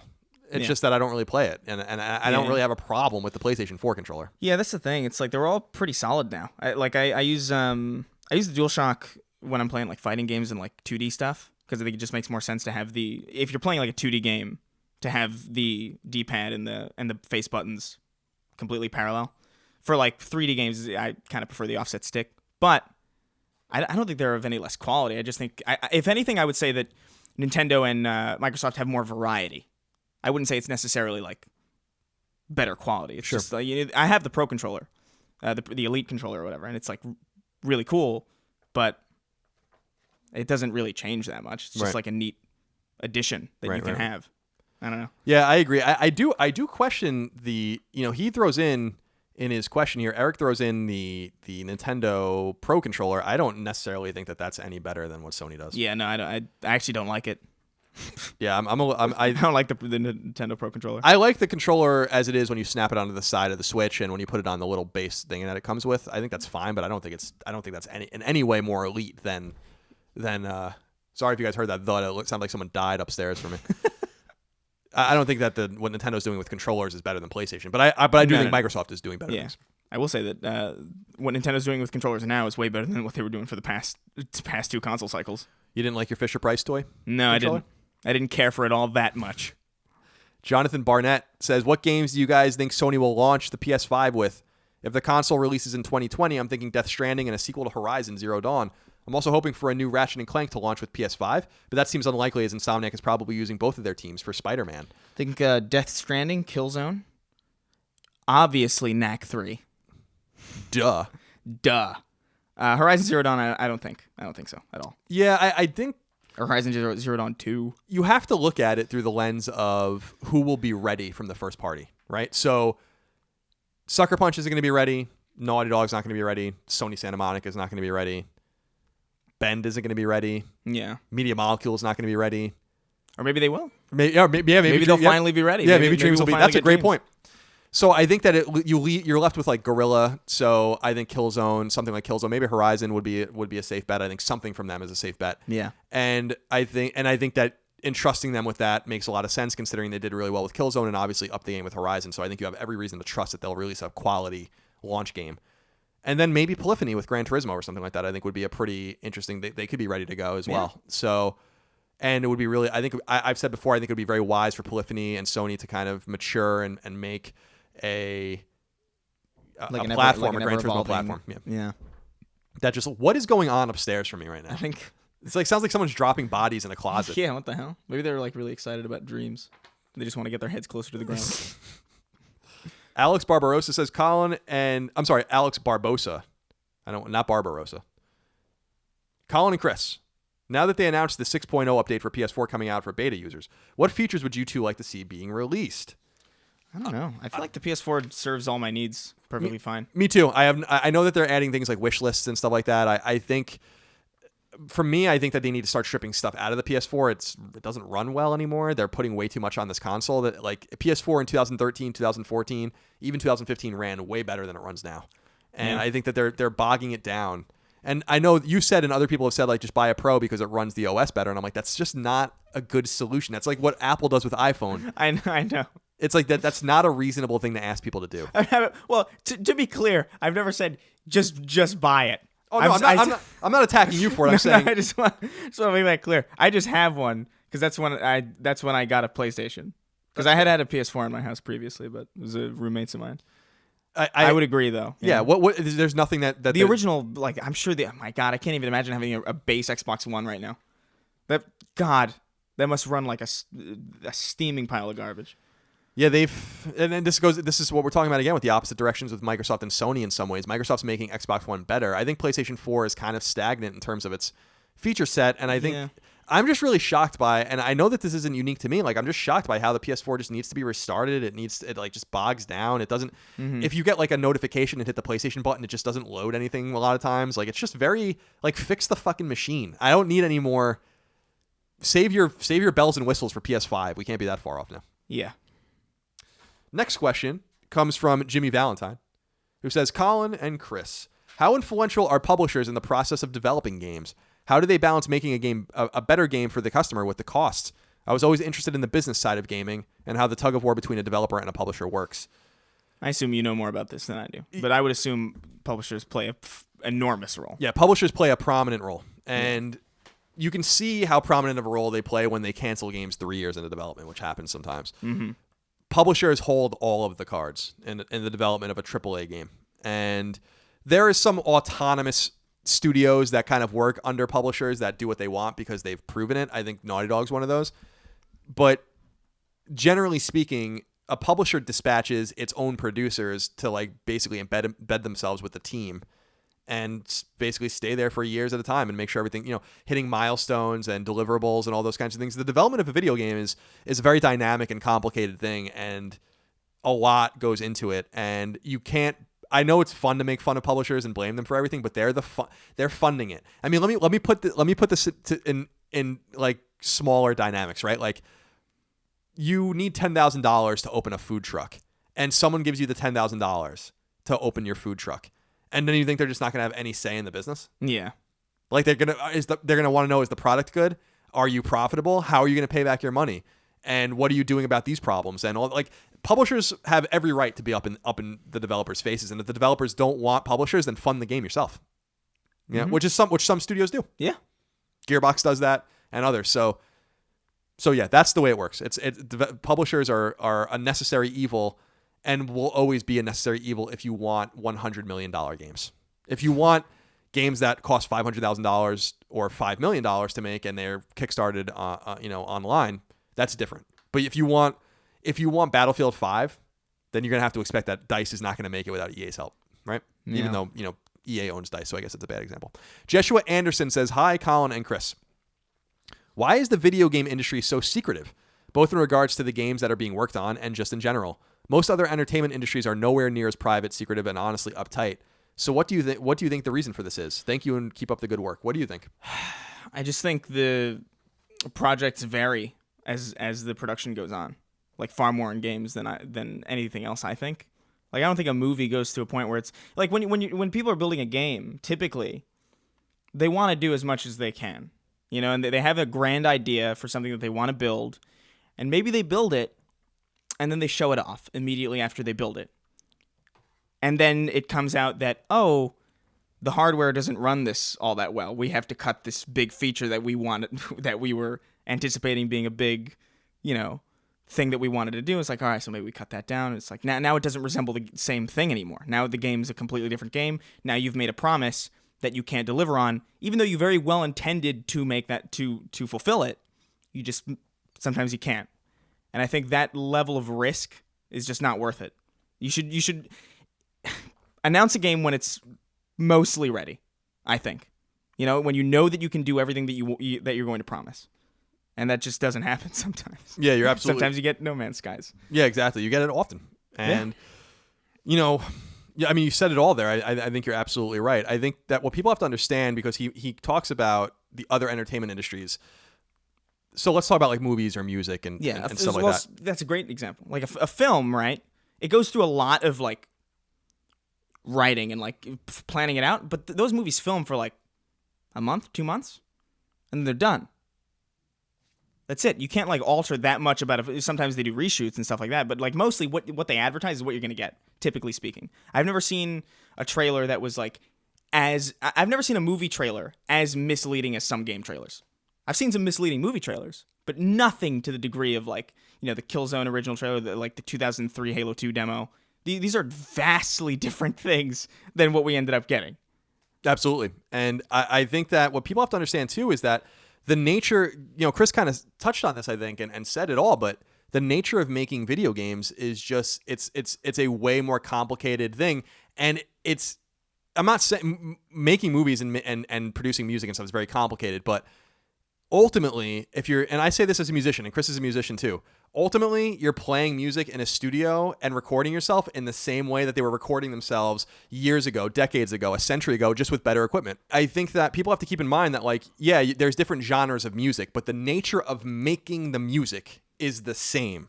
You're playing the same guitar, whether you're playing rock or you're playing, maybe you're playing a 12-string. I know that there's like all sorts of different things, but the essence of it is the same. In movies, whether you're shooting an action movie or a drama, you're using probably the same camera, probably very similar crews, and the same production timeline and all those kinds of things.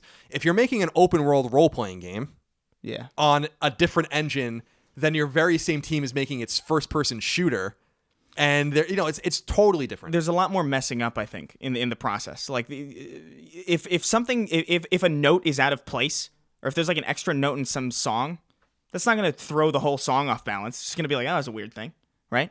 If one thing is off in a game, that affects something else. Right. That means graphics don't render here, or like an entire section of audio just is missing. Look what happened with Alien Colonial Marines. They misspelled something, and the entire AI was broken, and no one realized. It's games are like a house of cards compared to like anything else that's in entertainment, I think. Agreed.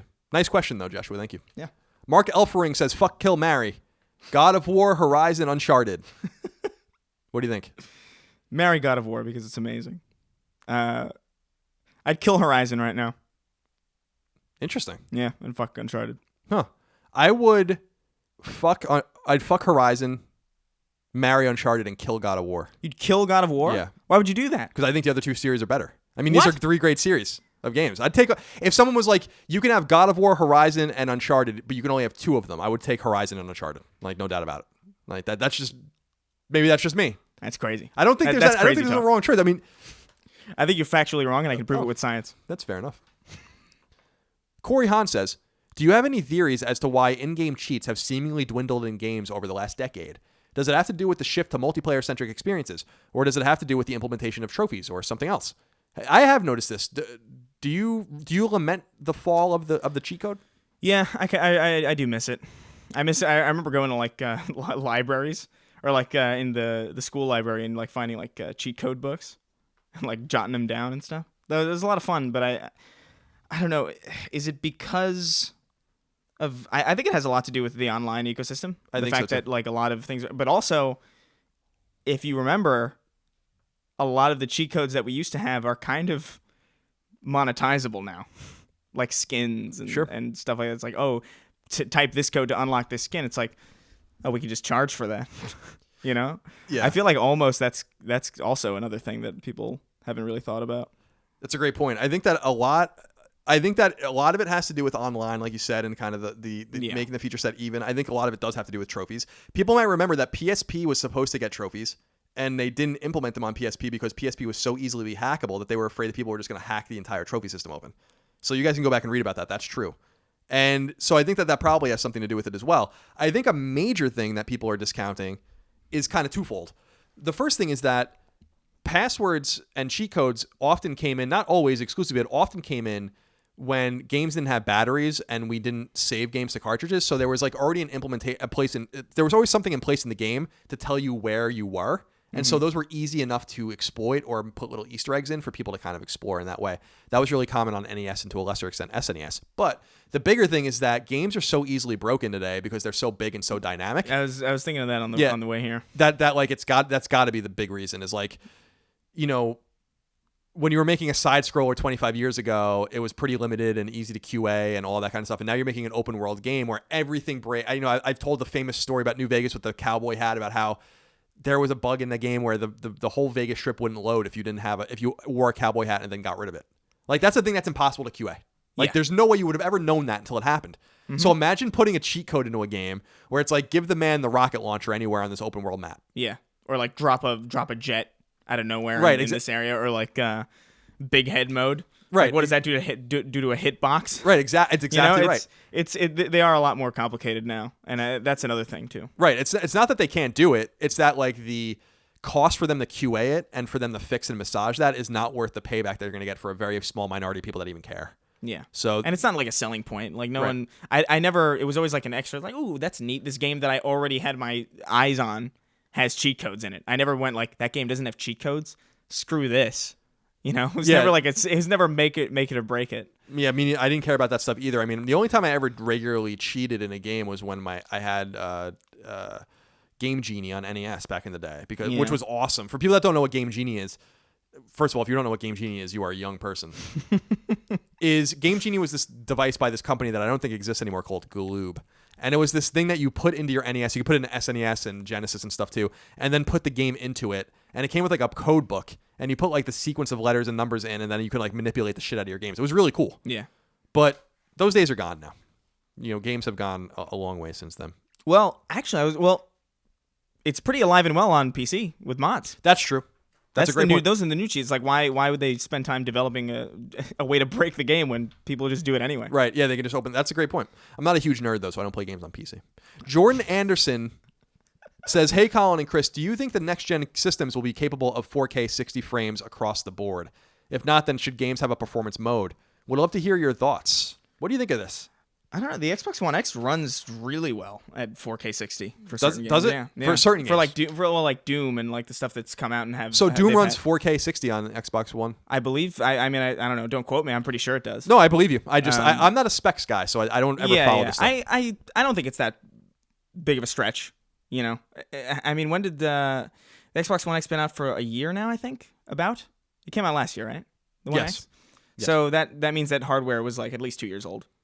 So by 2020, I'm pretty sure we'll be able to do that. If not, at the very least, we should have a performance mode, for like everything. Yeah, I agree with you. I think I'm not, again, you guys. I'll take 60 over any resolution, by the way. I need 60 frames. Yeah, I'm not a frame rate guy. Like, I'm fine with 30 frames. I know that's I'm sorry. I'm fine with 30 frames if it's consistent. I've found that a lot of games are just like they're 30 and then they like dip and then it's a nightmare. But no, I would agree with you. I'm not too big on frame rate. At most, I just want consistency in frame rate. I respect that. Not being a technological guy, I feel like you have to assume that's going to be a pretty standard thing. Yeah. Especially for shooters and more contained games. Mm-hmm, yeah. I think it's a safe bet. If not, if the games don't run natively, and this is what's going to make Switch look so antiquated. I know. Like Switch is what, 1080p? And less. I think less? I think it's 720. So, and it runs Doom at 30 frames, I think. So I don't know. I don't know. It'll be interesting. We'll see. There are a few more. Let's get through these. Yeah. Daniel Pineda says, hey, Colin and Chris. Amazing show so far. Thank you so much. Yeah, I don't recall you have discussed this exactly, but for the next wave of exclusives coming to PS4, which is the one you are most excited about? The options he gives us, Chris, are Days Gone, The Last of Us 2, Spider-Man, and Ghost of Tsushima. Spider-Man. So you're out of those four, you are most excited about Spider-Man. Yes, because I know what I'm expecting. I can temper my expectations exactly. I've played it. I have played it at E3. I know.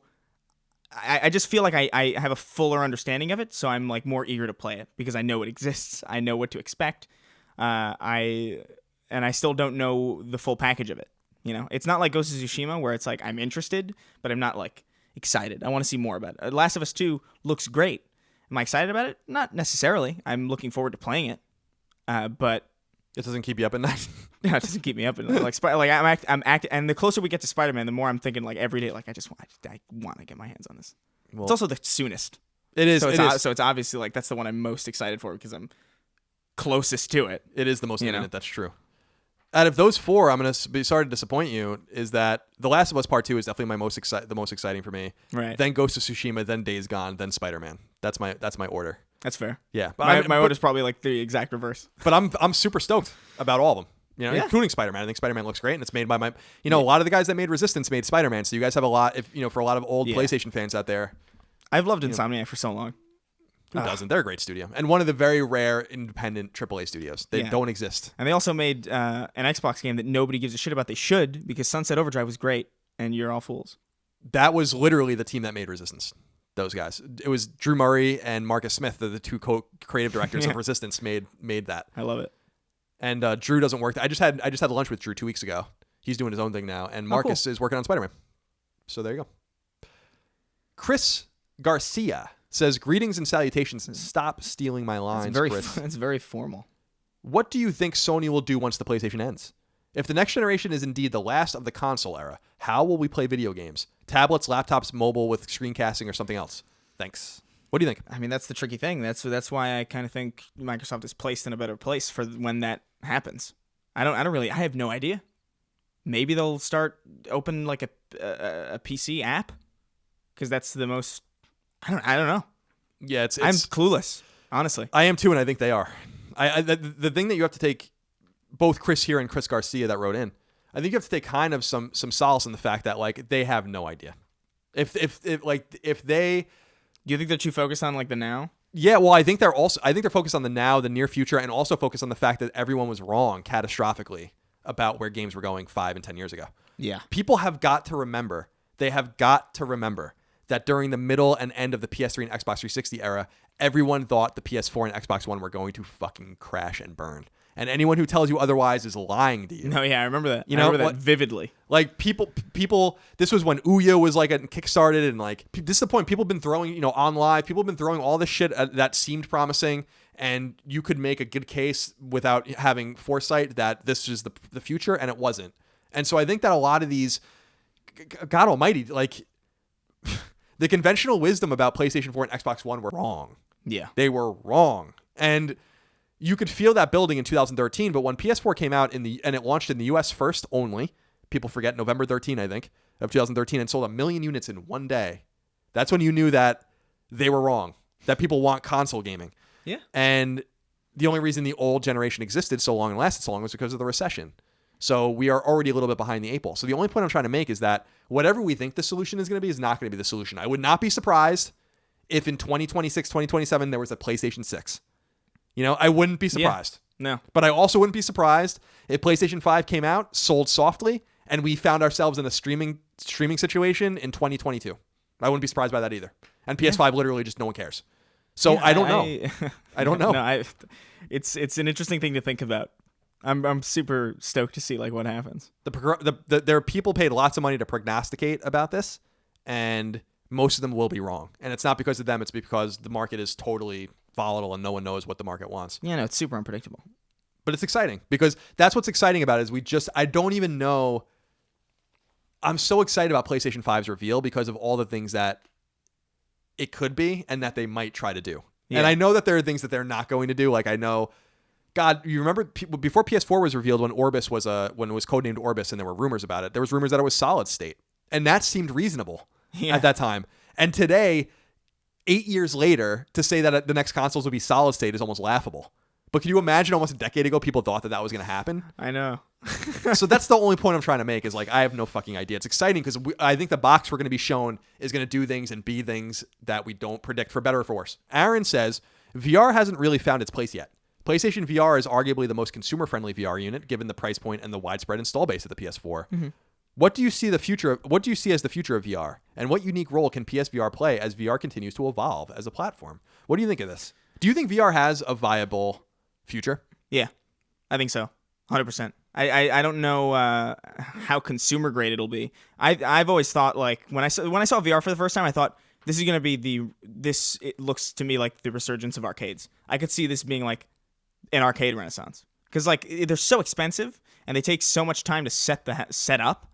That it's almost like, why not? Why not have a place where people can go to and like have like gatherings and like parties at these like random VR arcades? That'd be so neat. But I don't know. On a consumer ground, I don't know. I don't know if it'll ever be as convenient to install an effective and powerful VR unit in a living room. I don't know. I think it's always going to be kind of this upper tier thing. I don't think it's as ridiculous as like motion controls. Like that was obviously like that's not going to last. I think this is a bit of a different thing. It's funny because the promise of motion controls will only and have been only fully realized because of VR, which is kind of the funny thing. But I think PlayStation VR is a wise investment for Sony. I don't know if it's a wise investment for you, the consumer. That's up to you. Yeah. But I think this is a wise space to be fucking around in. Yeah. And I don't think I've said this a million times for people that have been listening to me for years, so I'm sorry if it's redundant, but the promise of VR is not video games. And the quicker people wrap their minds around that, the better off we're all going to be. It's not video games and VR, fun, exciting stuff. Not what's exciting, truly, truly exciting about VR. What's exciting about VR is when NASA goes to Mars in the 2040s and drops a bunch of cameras on the planet and everyone puts their headsets on and they're there. Or when you go to a concert, or you can just pay $100 and put on a VR headset with headphones and be at the concert. That kind of stuff is going to be consumer grade and actually will require way less processing power, making it, more ubiquitous. And I think what's helping VR is the same thing that's holding it back. VR is only relevant right now because of video games, and the only reason VR is being held back is because of video games. And that's kind of interesting, yeah. And that's kind of the conundrum. And also, you have to take into account that all new technologies start off as ridiculously expensive. Absolutely. Cell phones were like, God, what? Yeah, they were huge and they were cumbersome. And they were cumbersome and they were like more expensive than they are now. And the VR's obviously going to drop once the tech becomes a lot more manageable, once it's a lot more feasible to build. You'll see it drop down to a level, I think, that more consumers will be open to the idea of it. We'll see. I have a confession. Yeah? I've been watching Beverly Hills 90210. Okay. On Amazon Prime at night. That is an interesting confession. I get stoned and I watch 90210. And I'm working my way through the first season. And in the first episode of the pilot, which is like 90 minutes, the really wild pilot, Brenda goes out with a 25-year-old guy who doesn't tell him for weeks that she's 16. Weird shit like that going on. What is happening? What are you... But I bring this up only because in the intro that Beverly Hills High School or whatever, they show how rich everyone is. So there's like a valet parker there and stuff like that. And this one guy walks out of his car with like a suitcase phone. And that was supposed to be considered in 1990 like the most technologically advanced thing. It wasn't even like the Zach Morris like calling the pizza for the pizza in 1992 phone. It was something even bigger and more robust and ridiculous than that. That's why I'm bringing it up. 90210 available in its entirety on Amazon Prime. Final question. I'll take it. ChrisBN64 says, hey guys, can you think of any other studio that would be up to the task of making a new Infamous game? I'm glad Sucker Punch is following their passion with Ghost of Tsushima, but I really don't want to let go of their past franchise.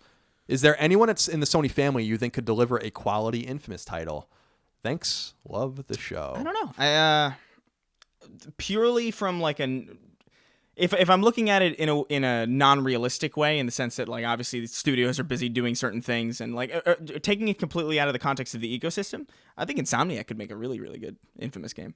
Absolutely, because you just brought up Sunset Overdrive. Yeah, they made Sunset Overdrive, which is making pretty Spider-Man. similar. Yeah. And Spider-Man. They're really good at making like open world games where movement is really fun. And that's what I liked about Infamous. Yeah, like and that's just, what like, people liked about. around. That's what people liked about Sly Cooper too. Yeah. That is kind of in their DNA. And yeah, Ghost of Tsushima is not that, which is fine. I mean, that's totally interesting. I think that Bend was considering making an Infamous game for Vita a long time ago, in the Golden Abyss day. So that's one option. I think Infamous is dead.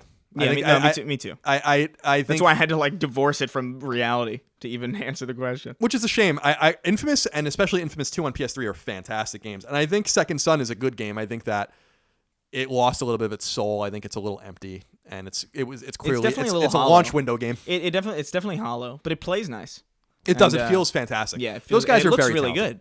good. Yeah. That game still looks really, really good. Absolutely, and the DLC is pretty cool too. That's a rare game with like a. Do you watch The Handmaid's Tale? No. There's a villainous enemy in it, or she's like a bad guy that works for the right-wing government or whatever, named Aunt Lydia. And she reminds me of the villain in Infamous Second Son.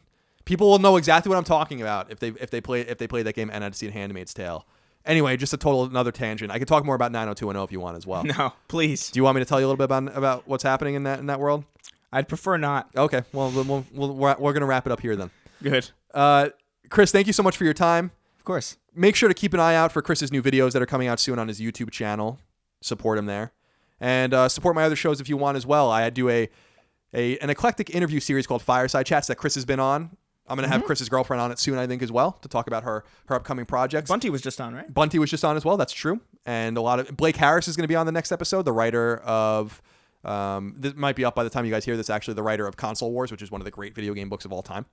And so that's something you guys can check out. I do a series called Knockback with my brother, which is a retro series, not only about games, but other old things. The most recent episode was about the video store, and it was a really exciting one. That was so funny. It's so nerdy. I love that show. And SideQuest, my YouTube channel as well. So lots of out there. Support the show on Colin's Last Stand's Patreon at patreon.com/Colin's Last Stand if you'd like. You don't have to, but it gives you early access, ad-free access, a bunch of other perks, and lets us continue to do this show well into the future.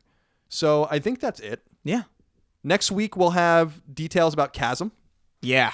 Which we're really excited about. I'm really excited to talk about it. Yeah, you can just read into what Chris thinks about it by that response.